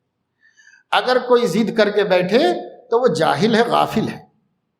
ضد کر کے نہیں بیٹھو، نہ دوسرے کو مجبور کرو، کیونکہ وہ بھی اتباع سنت کر رہا ہے، وہ بھی اتباع سنت کر رہا ہے۔ وہ ایک طبقے سے ہماری شکایت بس یہی ہے، ہم یہ نہیں کہتے کہ مت کہو زور سے، ہم یہ کہتے ہیں کہ جو تم دوسرے کو خلاف سنت کہہ رہے ہو یہ تمہارا جہل ہے، یہ تمہارا ظلم ہے، یہ مت کرو تم، کیونکہ یہ گنجائش نبی نے رکھی، یہ گنجائش اللہ کی تکوین سے پیدا ہوئی ہے، اس لیے یہ بھی اتباع سنت کر رہا ہے، یہ بھی اتباع سنت کر رہا ہے، کیونکہ کما رأیتمونی پہ عمل ہے، انہوں نے یہ محفوظ کیا ہے، انہوں نے یہ محفوظ کیا ہے، جیسا محفوظ ہوا ہے اور جس کو اختیار کیا گیا ہے وہ اپنی جگہ پر۔ اسی طریقے سے حج میں کچھ اعمال میں کوئی گنجائش نہیں، ایسا ہی کرنا پڑے گا۔ کچھ اعمال ایسے ہیں کہ اس میں کچھ آگے پیچھے ہو جائے گنجائش ہے، تو اتباع سنت میں تنگی نہیں ہے۔ اتباع سنت میں جہاں گنجائش ہے وہاں وسعت سے کام لو، اور جہاں گنجائش نہیں ہے وہاں دوسرا کوئی راستہ نہیں ہے سوائے ان کی اتباع کرنے کو، کوئی راستہ نہیں، اتباع ہی کرنا پڑے گا، اتباع۔ اس لیے دوسرا جز ہے بندگی کا، عبدیت کا، اتباع سنت۔ ہر کام میں اتباع کرو، ظاہر میں، باطن میں، عادت میں، عبادت میں، تدین میں، تمدن میں، ہر جگہ اتباع کرو۔ حضور علیہ السلام کی سنت کیا ہے اسے اختیار کرو۔ زمانہ کیا کہتا ہے اس سے ہمیں کیا لینا دینا ہے؟ زمانہ اپنے دین پہ چلنے کے لیے تو بے چین ہے۔ ہم اس ملک میں رہتے ہیں، اس ملک میں جو ہمارے دین کو نہیں پسند کر رہے، جو ہمارے عقیدے کو نہیں برداشت کر رہے ہیں، کیا وہ لوگ اپنے عقیدے کو مسلط کرنا نہیں چاہ رہے؟ کیا وہ لوگ اپنے عقیدے پر اپنی قوم کو جمانا نہیں چاہ رہے؟ تو بھائی وہ اپنے عقیدے پر اپنے دین کو اپنی قوم کو جمانا چاہ رہے ہیں، تو کیوں نہ ہم اپنے عقیدے پر اپنے قوم کو جمائیں؟ ہم خود جمیں گے، دوسروں کو جمائیں گے، سودا نہیں ہے اس میں کچھ۔ آپ نوکری چھوڑ سکتے ہو، آپ دھندا چھوڑ سکتے ہو، آپ ایک وقت کا کھانا چھوڑ سکتے ہو، آپ قیمتی کپڑے نہیں ملتے چھوڑ سکتے ہو، لیکن کیا ہم اپنے نبی کی ایک سنت چھوڑ دیں گے؟ ایک سنت کا بھی سودا نہیں کریں گی امت، اگر امت ہے تو نہیں کرے۔ اگر امت ہے عمل کرو، ہاں یہ اور بات ہے، ہمت نہیں ہے، نہیں کر پا رہے ہیں، چلو ٹھیک ہے، مگر سنت کو سنت مانو، سنت کو سنت مانو، اس کی عزت اپنے دل میں محسوس کرو، اس کو اپنے لیے بارے گراں مت سمجھو، یہ سوچ لو کہ مجھے ہمت نہیں ہے، اس وجہ سے میں عمل نہیں کر پا رہا ہوں۔ سماج مخالفت کرتا ہے تو میرے اندر اتنے ایمان کی مضبوطی نہیں ہے کہ میں ان کی پرواہ نہ کروں، اس لیے میں قصوروار ہوں، میں گنہگار ہوں۔ اس احساس کے ساتھ چھوڑ دیتے ہیں کچھ لوگ جن کو ہمت نہیں ہو پا رہی ہے، تب تو پھر بھی کوئی بری بات نہیں ہے، اس لیے کہ سنت ہونے کا تو انکار نہیں کر رہا۔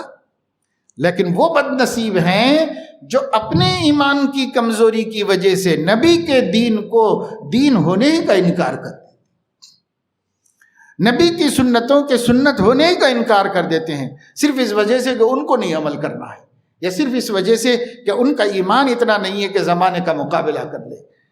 اب بڑے بڑے جابروں کا مقابلہ کر لے، جن کا ایمان مضبوط تھا، وہ معمولی سنت کے لیے بھی کسی سے ٹکرانے کے لیے، کسی سے گھبرانے کے لیے تیار نہیں تھے، ہر ایک سے ٹکرائے، کسی سے نہیں گھبرائے۔ کیا گھبرائیں گے؟ کس سے گھبرائیں؟ جو خدا سے ڈرتا ہے وہ کسی سے نہیں ڈرتا، خدا سے ڈرنے والے لوگ تھے۔ کس کا کیا ڈر ہے؟ کون کیا کرے گا؟ بھائی اس دنیا میں دشمن کی آخری سے آخری جو وسعت ہے، جو قدرت ہے، وہ ہماری جان لینے کی ہے۔ اس سے زیادہ اس کے پاس کیا طاقت ہے؟ مار دے گا، تکا بوٹی کر دے گا، چیلوں کو کھلا دے گا، پرندوں کے حوالے کر دے گا، کتوں کے سامنے ڈال دے گا، کیا کرے گا اس سے آگے؟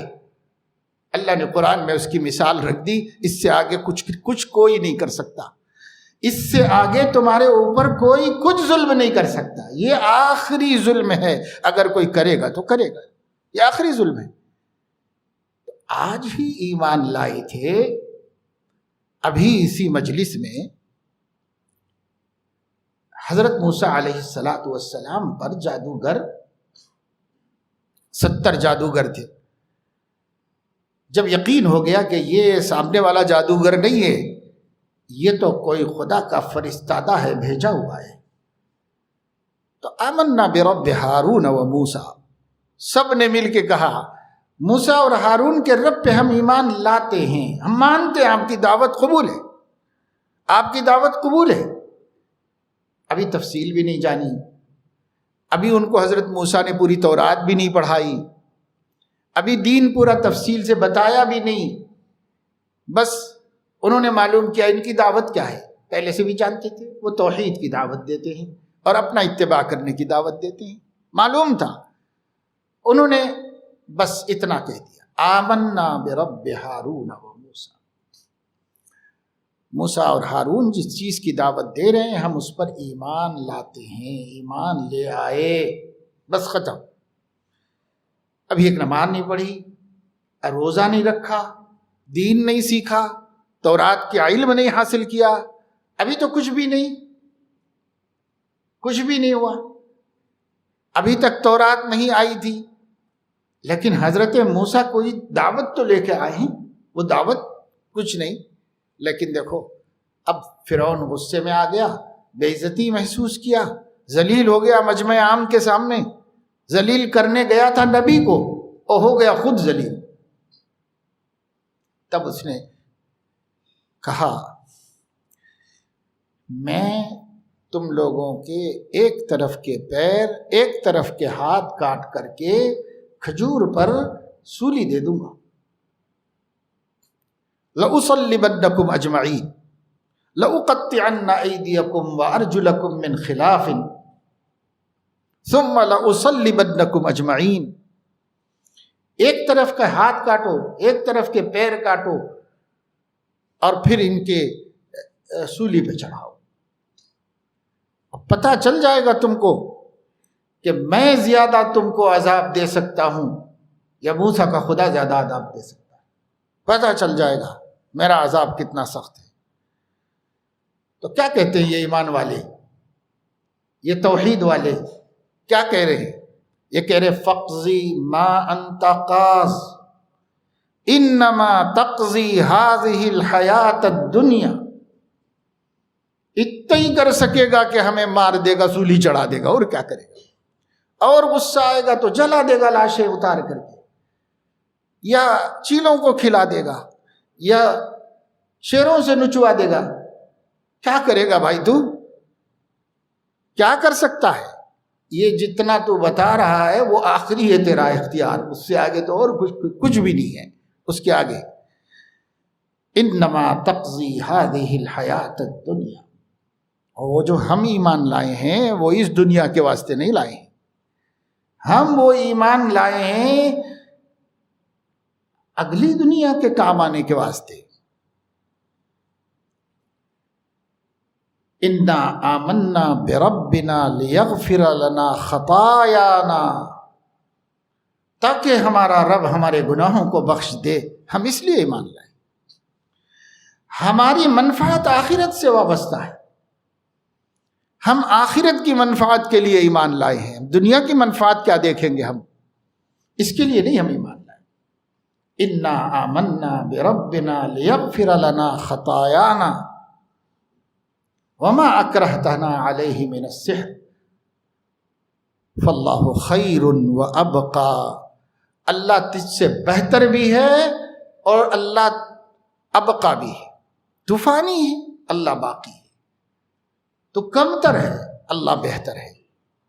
اس لیے تیرے چھٹنے کی کوئی پرواہ نہیں اور تیرے مہربانیوں کی کوئی پرواہ نہیں.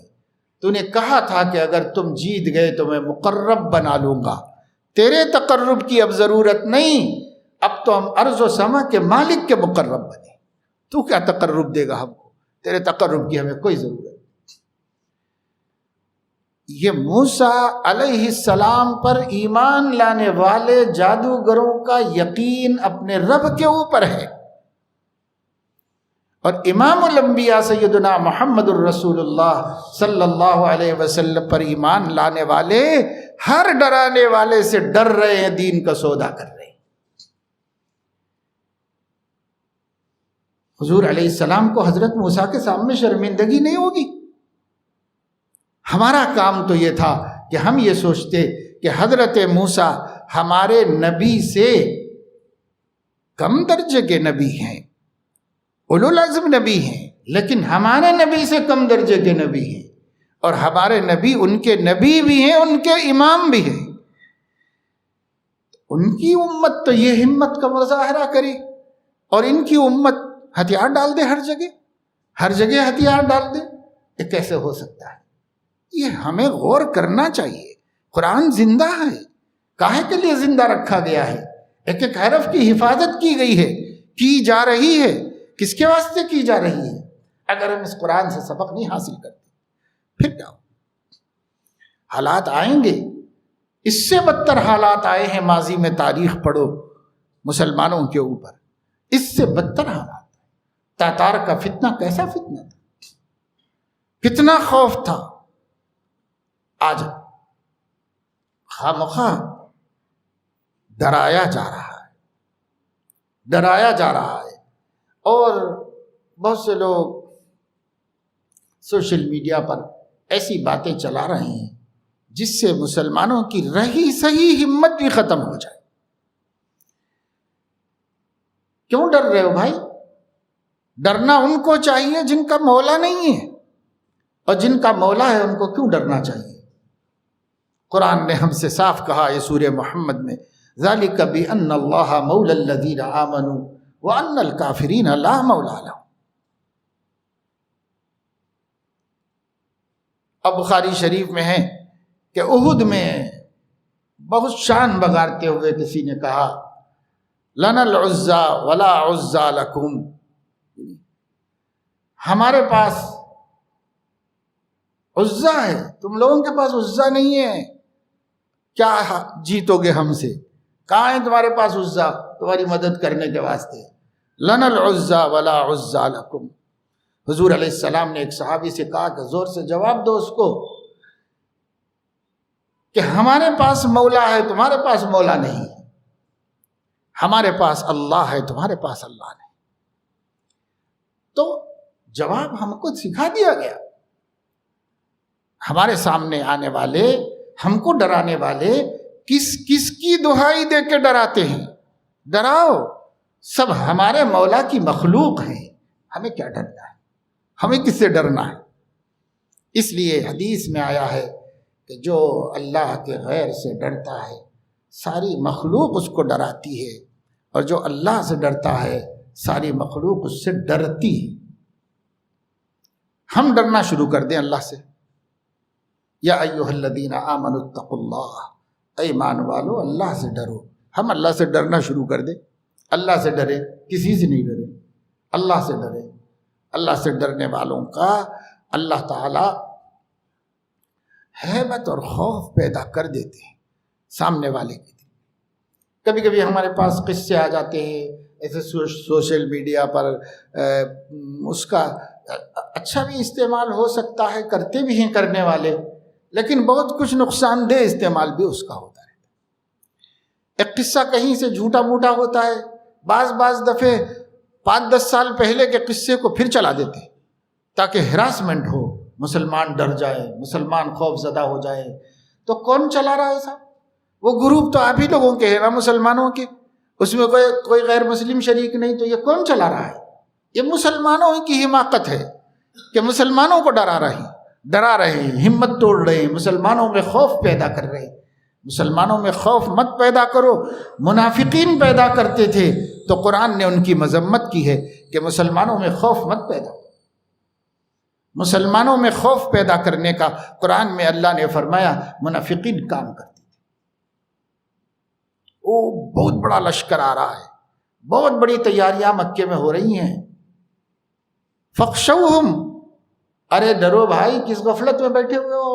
مٹھی بھرو، تم لوگ تباہ کر دیں گے، وہ لوگ آ کر کے ختم کر دیں گے، مٹا دیں گے۔ یہ منافقین خبریں چلا رہے ہیں۔ اللہ نے فرمایا وہ میرے ایمان والے بندے تھے، زادہم ایمانا، ہر حملے کی خبر ان کے ایمان کی قوت کو بڑھا دیتی تھی۔ زادہم ایمانا وقالوا حسبنا اللہ ونعم الوکیل۔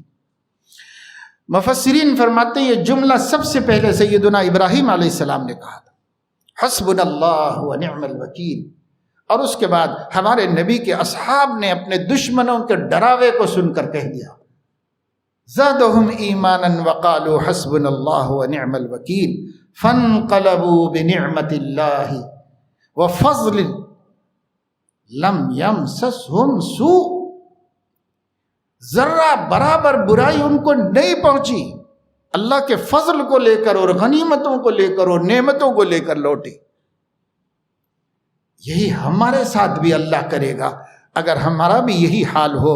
ہر بری خبر کو سن کر ایمان بڑھائیے اور حسبنا اللہ ونعم الوکیل، اور اپنے اندر میں جھانک کے دیکھیے کوئی ایسی چیز تو نہیں ہے جو نصرت کو روکنے والی ہے تو توبہ کر لو۔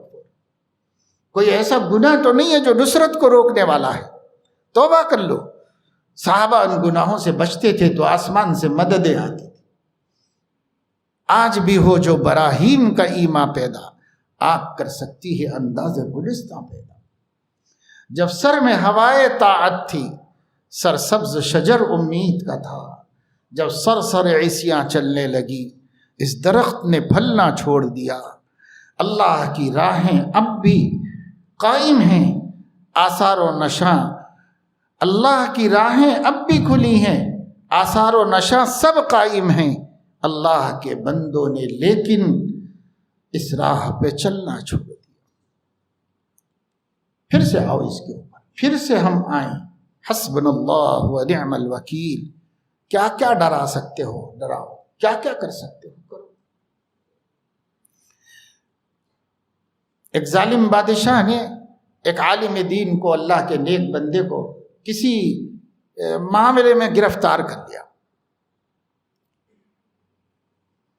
اس سے بات چیت ہوئی تو بات چیت میں ان کی بے خوفی اور ان کے ٹھیک ٹھیک جواب دے دینے سے اس کو غصہ آیا، تو اس نے کہا کہ اس کی جرت تو دیکھو کہ میرے سے کیسی بات کرتا ہے. اور بادشاہ ہوتے تھے، جو چاہے کر لیتے تھے. اس نے حکم دیا کہ ایک پنجرا لاؤ شیر کا اور اس کو 3 دن بھوکا رکھو، اور اس کے بعد یہ مولوی کو اس کے اندر ڈال دو. تو تماشا دیکھنے کے لیے، اپنا غضب کی آگ کو ٹھنڈی کرنے کے لیے خود بھی اس منظر کو دیکھنے کے لیے بیٹھ گیا. لوگ بھی بیٹھ گئے آوان و انصار سے.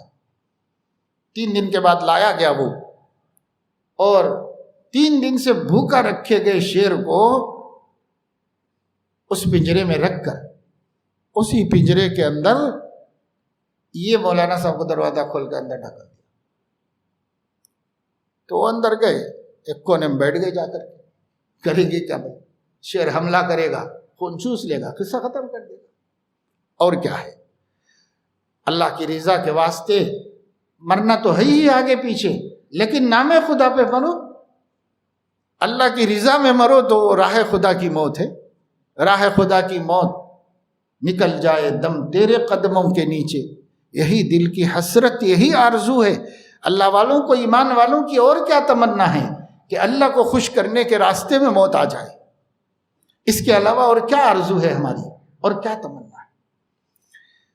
وہ بیچارے جا کے بیٹھ گئے ایک طرف کو. وہ شیر بھی اٹھا غصے میں اور بھوک کے مارے. اس کو تو تازہ انسانی خون کا تو بہت پیاسا ہوتا ہے. اور ادھر ادھر آیا، قریب میں آیا، پھر کچھ حملے کی کوشش کیا، پھر اس کو کچھ سمجھ میں نہیں آیا، پتہ نہیں کیا سمجھتا رہا وہ بھی. اور وہ بھی جو ہے ایک آدھ چکر لگا کے جا کے دوسرے کونے میں بیٹھ گیا خاموش. وہ ادھر بیٹھے رہے. واقعات کی دنیا میں ہے، افسانے نہیں، کہانیاں نہیں ہیں، واقعات کی دنیا میں. وہ ایک کونے میں بیٹھ گیا، یہ ایک کونے میں بیٹھے ہوئے. اب وہ تو بادشاہ تو حملے کا اور خون چوسنے کا اور اس کے دشمن کو نگل جانے کا اور چیر پھاڑنے کا منظر دیکھ کے خوش ہونا چاہ رہا تھا. تو اس کو کچھ سجائی ہی نہیں دیا. کوئی آ کے اس کو چھیڑ کے ڈھکلا تو ایک چکر لگاتا، پھر آ کے وہیں بیٹھ جاتا کونے میں خاموش ادب سے. تو اب حضرت اس کی زیارت کر رہے ہیں، وہ حضرت کی زیارت کر رہا، دونوں بیٹھے ہوئے، کچھ نہیں کرتا. تو بہت دیر کے بعد مایوس ہو گیا، بیزار ہو گیا. تو کہا کہ چھوڑو ان کو، نکالو میرے سامنے لاؤ. تو ان کو سامنے لایا گیا. دل لگا کہ بھائی شیر نے تمہارے اوپر حملہ کیوں نہیں کیا؟ تو انہوں نے فرمایا شیر سے پوچھیے، مجھ سے پوچھیے. میں تو یقین رکھتا تھا کہ کر ہی دے گا، کیونکہ اس کی فطرت وہی ہے. میں تو تیار ہی بیٹھا تھا مرنے کو. اب نہیں کیا ہے تو جس نے نہیں کیا اس سے پوچھیے کہ کیوں نہیں کیا. مجھے کیا پتا ہے کہ کائے کے لیے نہیں کیا. تو کہنے لگے کہ اچھا وہ تو ایک سوچ میں بیٹھا ہوا تھا، ٹھیک ہے، اس سے کیا پوچھے، وہ کیا جواب دے گا. آپ کس سوچ میں بیٹھے ہوئے تھے؟ آپ بھی ایک لمبی سوچ میں بیٹھے ہوئے تھے. تو کہنے لگے کہ میں اس سوچ میں بیٹھا ہوا تھا کہ اگر شیر نے مجھے پکڑا اور اللہ نے میری جان بچا لی اور اس کا لعاب میرے کپڑوں وپڑوں کو لگ گیا، تو مسئلے کے اعتبار سے اس کا حکم کیا ہوگا کہ دھونا پڑے گا اور پاک کرنا پڑے گا، اور پھر نماز کیسے پڑھ سکوں گا. تو میں یہ مسئلے میں غور کر رہا جی. تو ان کو تو دیکھو، شیر بھوکا شیر حملہ کرنے کے لیے چھوڑا گیا ہے. خدا کے بندے کو فکر یہ ہے کہ نماز پڑھنا ہے اور نماز کے پاکی ناپاکی کے مسائل میں جڑا ہوا ہے کہ نماز پڑھنا ہے. ہم لوگ تو آرام سے دیوان خانے میں بیٹھ کے نماز چھوڑ دیتے، اور یار دوست آ گئے تو چائے پارٹی میں نماز چھوڑ دیتے. ہوٹل چلے گئے تو اذان ہو گئی، مغرب بھی ہو گئی، عشاء بھی ہو گئی، باتوں میں بیٹھے ہوئے رہے.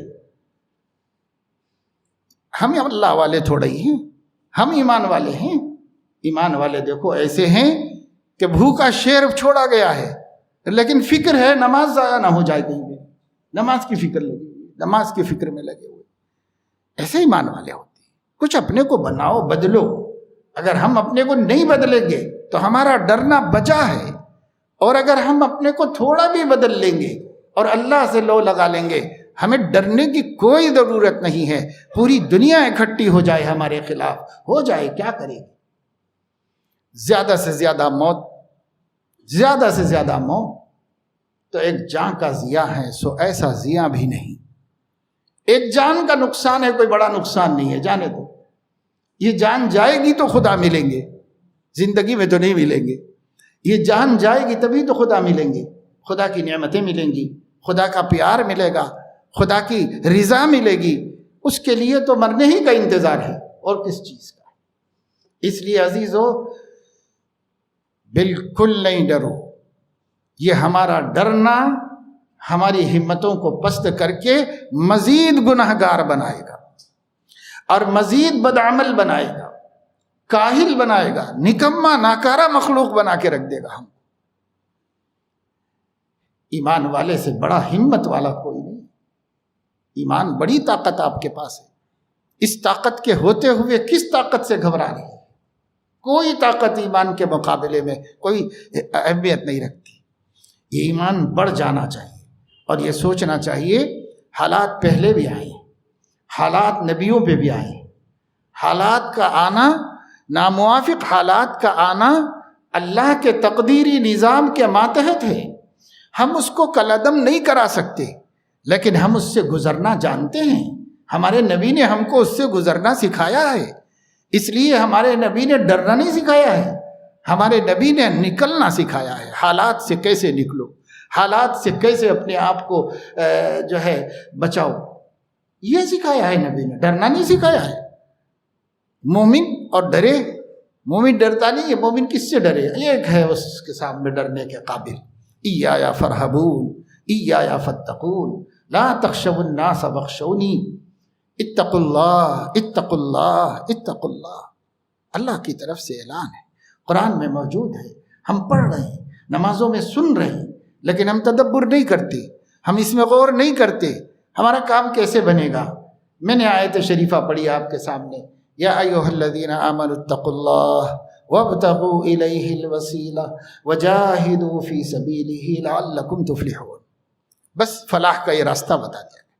اللہ سے ڈرو، اس تک پہنچنے کا راستہ یعنی اتباع سنت کو اختیار کرو، اور اتباع سنت پر جمنے میں بڑی مشکلات پیش آئیں گی تو جاہدوا فی سبیلہ، بھرپور مجاہدہ کرو، مقابلہ کرو، لعلکم تفلحون، اور کامیابی اپنے حصے میں لے لو۔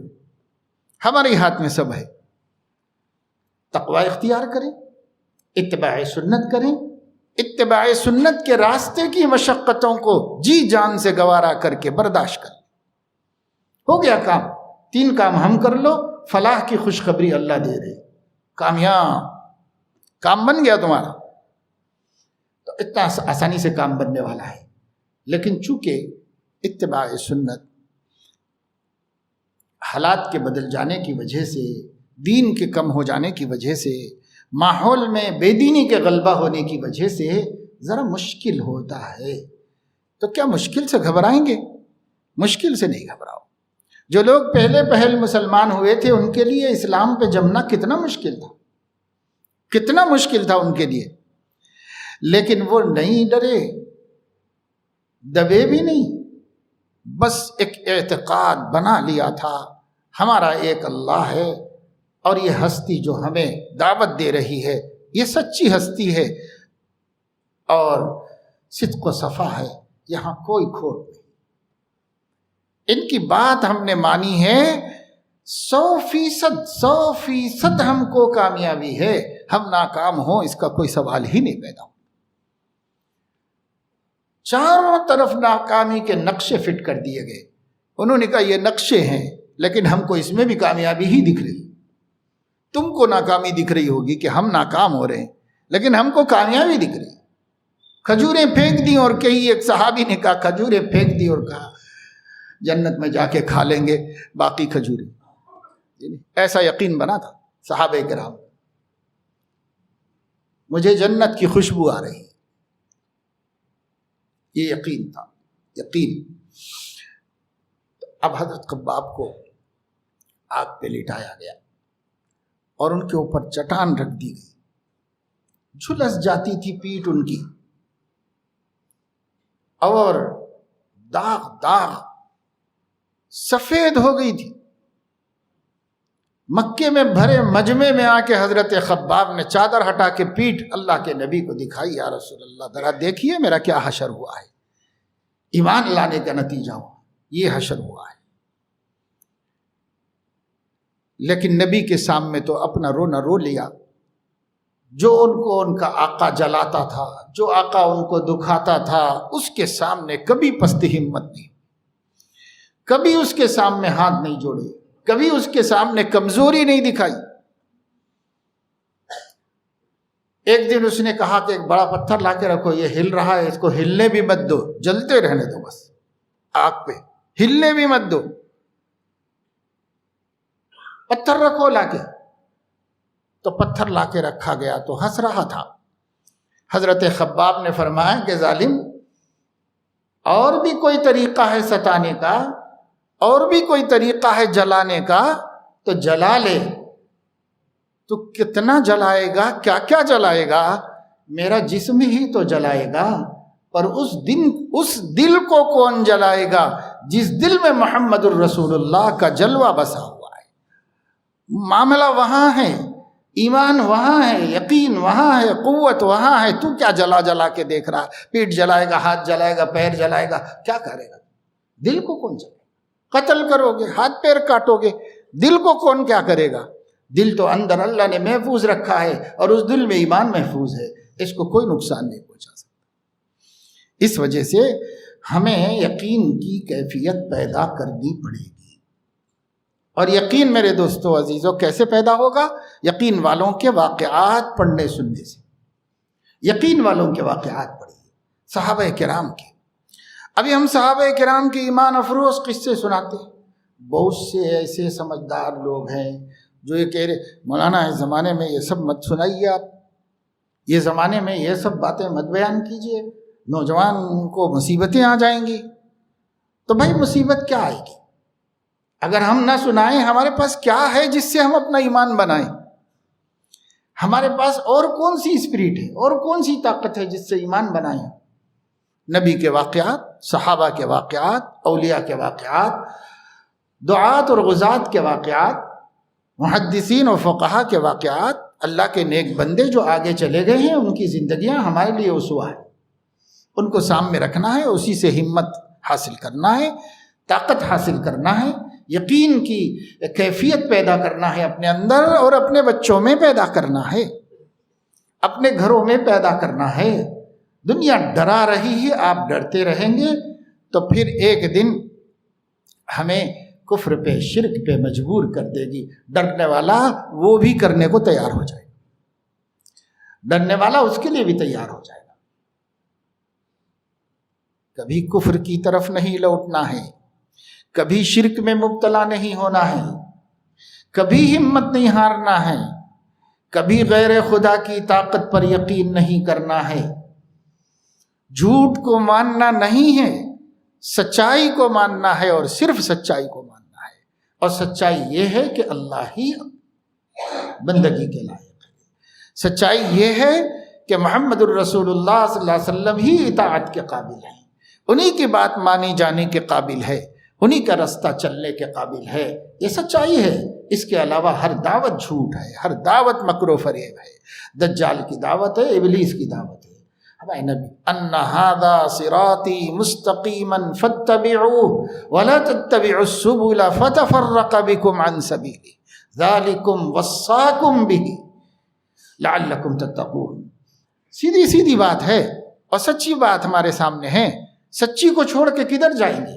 جدھر جائیں گے مکر ہے، جدھر جائیں گے جھوٹ ہے، جدھر جائیں گے فریب ہے، جدھر جائیں گے دھوکہ ہے۔ یہی ایک سچی بات ہے، ان ھذا صراطی مستقیما، بس میرا ایک رکھا راستہ سیدھا راستہ ہے، میرا راستہ سیدھا راستہ ہے، اب کوئی راستہ نہیں سیدھا۔ تو کس راستے پہ جا رہیں گے دوستو؟ کہاں جائیں گے؟ کہیں بھی جا کے ہم کامیاب ہونے والے نہیں ہیں۔ ہم یہ مان کے چلیں کہ اگر اولاً تو ویسے حالات ہیں بھی نہیں، اور انشاءاللہ ہوں گے بھی نہیں، جس کے بارے میں خامخواہ خوف زدہ کر دیا جا رہا ہے انشاءاللہ ہوں گے بھی نہیں اتنی آسانی سے۔ لیکن ہم مومن ہیں، مان کے چلیں کہ بد سے بدتر حالات بھی آتے ہیں تو آنے دو، وہ حالات ہیں اور میرے پاس ایمان ہے، آنے دو، کچھ ڈرنا نہیں ہے، اب مجھے کچھ گھبرانا نہیں ہے، کیا آتا ہے آنے دو۔ کوئی آدمی کہے کہ ارے کیا تم لوگ لے کے بیٹھے ہو، ایسا ہونے والا ہے، ایسا ہونے والا ہے، ایسا ہونے والا ہے، تو سن لو اب کہو کہ کیا ہونے والا ہے، اس کا 100 گنا اور ہونے والا ہے، تو بھی میرا اللہ زندہ ہے، میں اس پہ ایمان رکھا ہوا ہوں اور میرا اللہ مجھے اس سے بھی بچا لے گا۔ اس کے پاس کچھ بھی حیثیت نہیں ہے، اس کی کچھ حیثیت نہیں، جو یہ پوری زمین اور اس کی کائنات کو ختم کر دے گا، مٹا کے رکھ دے گا۔ اس کے لیے میرے حالات کو مٹانا کیا مشکل کام ہے، اس کے لیے کچھ مشکل کام۔ جس نے فرعون کا غرور خاک میں ملایا، جس نے نمرود سے خاک چٹوا دی، وہ ہمارے دور کے فرعونوں اور نمرودوں کے مقابلے میں ہمیں رسوا کر دے گا؟ نہیں، ہرگز نہیں کرے گا۔ البتہ ہم اگر دین کو خود رسوا کر رہے ہیں تو ہم اس لائق ہوں گے کہ خدا ہماری خدا نہ خواستہ اپنی نصرت سے محروم کر۔ اس لیے ڈرنے کی ضرورت نہیں، فکر کرنے کی ضرورت ہے۔ میرے اندر کیا خامیاں ہیں، دین میں کتنی کمی ہے، میں کتنے فرائض سے شروع کروں، میں کتنے فرائض کو چھوڑ رہا ہوں، کیا تمام فرائض زندگی میں ہیں؟ نہیں ہیں تو فرائض کا سب سے پہلے فکر شروع کر دو کہ بے فرائض تو کم سے کم میں پورے کرنے والا ہو جاؤں، پھر میرا اللہ میرے پیچھے ہے، کون آتا ہے آئے میرے مقابلے، میں فرائض کا پورا کرنے والا تو بن جاؤں۔ اتنا تو کرو بھائی، اس دور میں کیا مشکل ہے، خامخواہ یہ دور، ہم نے کہا یہ دور کیا ہے، ہر دور ہے، زمانہ ہے، ہر دور ایک ہی ہے، یہ کیا ہے، یہ کر کے ہم ڈر رہے ہیں۔ ارے یہ کچھ نہیں ہے بھائی، اس دور میں بھی ہماری آپ کی عمر کے اور آپ جیسے کھڑے نوجوان اس دور میں بھی بڑے بڑے اولیاء اللہ کے مرتبے سے گزرتے چاہ رہے ہیں، بڑے بڑے مقامات پر پہنچ رہے ہیں اور انہیں کسی کی پرواہ نہیں ہے، اور دنیا ان کا کوئی بال بھی بیکا نہیں کر سک رہی ہے اور ان کو کوئی نقصان نہیں۔ انہوں نے بتا دیا، اس دور میں اللہ نے رکھ کے ہمیں بتا دیا کہ تم دوڑ کرتے ہو، دوڑ کیا ہے، یہ دیکھو نا تمہارے جیسا ایک ہے، اس کا کوئی فرض نہیں چوکتا، وہ کسی معصیت میں مبتلا نہیں ہو رہا، کہیں ٹھوکر کھا گیا تو رو رلا کر اللہ کو راضی کر رہا ہے، اللہ کے سامنے گڑ گڑا رہا ہے۔ اگر اس گناہ کرنے سے ناراض ہوا تھا تو گڑ گڑانے سے اس سے ڈبل خوش بھی ہو گیا اللہ تعالیٰ۔ یہ ولی اللہ ہے بھائی۔ کون کہہ رہا ہے کہ گناہ ہی نہیں کرو تو ولی اللہ بن جاؤ گے؟ کون کہہ رہا ہے؟ کم سے کم گناہ نہ کرو، گناہ ہو جائے توبہ کرو، پھر بھی ولی ہے۔ التائب حبیب اللہ، اور کیا سرپرائز دیا جائے؟ اللہ فرما رہے ہیں التائب حبیب اللہ، میرا محبوب ہے۔ تو گناہ پہ باقی رہنے تک اللہ کی نظر سے گرا ہوا ہے۔ گناہ سے رجوع اور توبہ کر لیا تو پھر اپنے مقام پر آ گیا، اور نہ صرف یہ بلکہ محبوب خدا بن گیا۔ تو کیا اتنا بھی نہیں ہوگا ہم لوگوں سے؟ یہ بھی ہم نہیں کرنا چاہیں گے؟ تو اس وجہ سے فرائض کا اہتمام کیجیے، کوئی فریضہ نہ چھوٹے۔ عام دنوں میں کیا فرض ہے؟ نماز 5 وقتہ فرض ہے۔ رمضان آئے گا تو رمضان میں 1 روزہ اور بڑھ جائے گا فرض، پیسے زیادہ مل جائیں گے تو زکوٰۃ فرض ہوگی۔ ہر کسی کو کیا فرض ہے؟ ہر کسی کو ایک نماز فرض ہے 5 وقت کی، بس۔ تو یہ فریضے ادا کرو۔ ماشاء اللہ مال بھی ہے تو زکوٰۃ کا فریضہ ادا کرو، اور رمضان آ جائے روزے کا فریضہ ادا کرو، استطاعت ہے تو حج کا فریضہ ادا کرو۔ یہ فرائض ہیں۔ اپنے ماتحتوں کو جو ہماری کفالت میں ہے پرورش کا فریضہ ادا کرو، اپنی زندگی کو عزت کے ساتھ گزارنے کے واسطے کسب حلال کا فریضہ ادا کرو۔ یہ فریضے ہیں، ان فرائض کو، ان ذمہ داریوں کو پورا کر لو، اور کوشش کرو کہ میں کسی بڑے گناہ میں مبتلا نہ ہو جاؤں، اس کی کوشش کرو ابتدائی درجے میں۔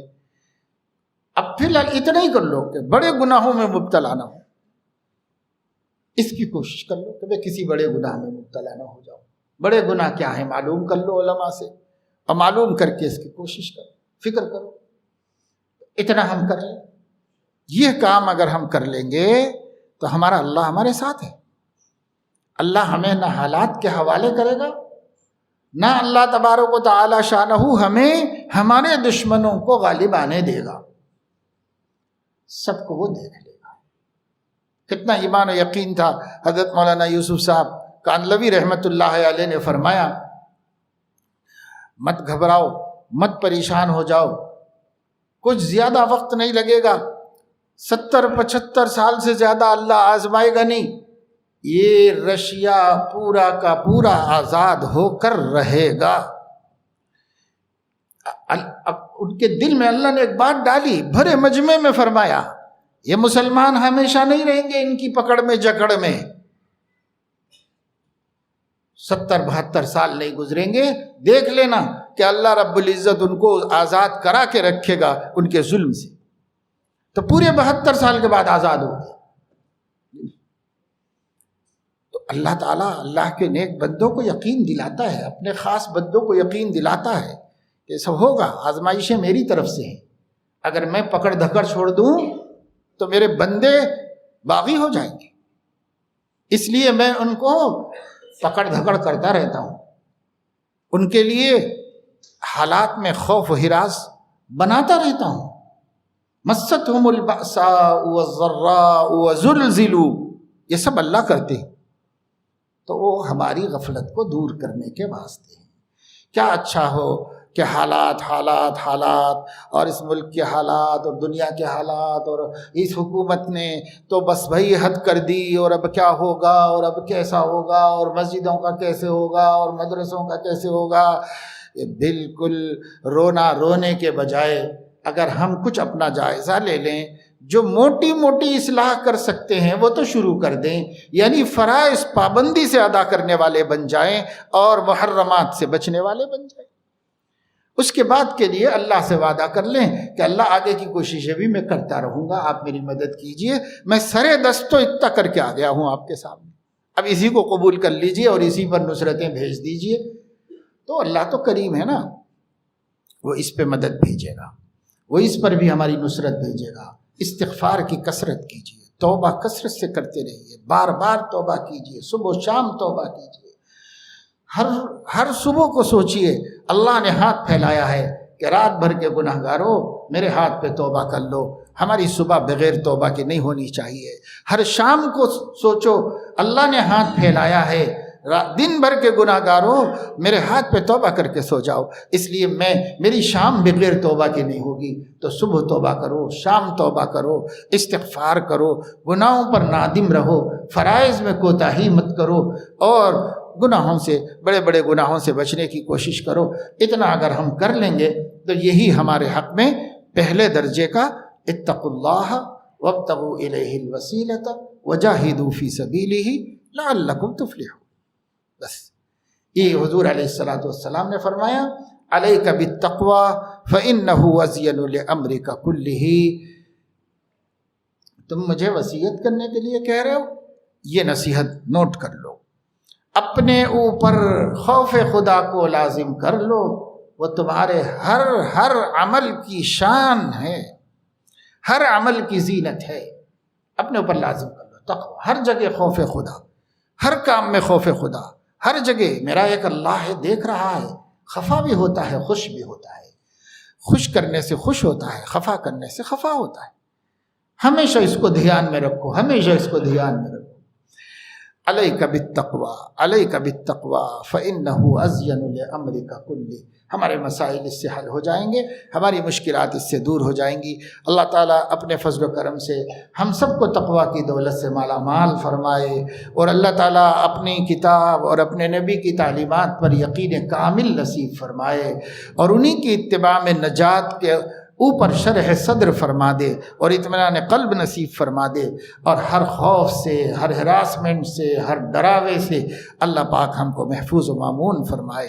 اللہ سراپا حوصلہ اور ہمت بنا کے ہم کو رکھے. ہمیں اس دین پہ خود بھی چلنا ہے اور اللہ کے بندوں کو بھی چلانا ہے. اس کے ساتھ ہم اس پر زندگی گزاریں گے۔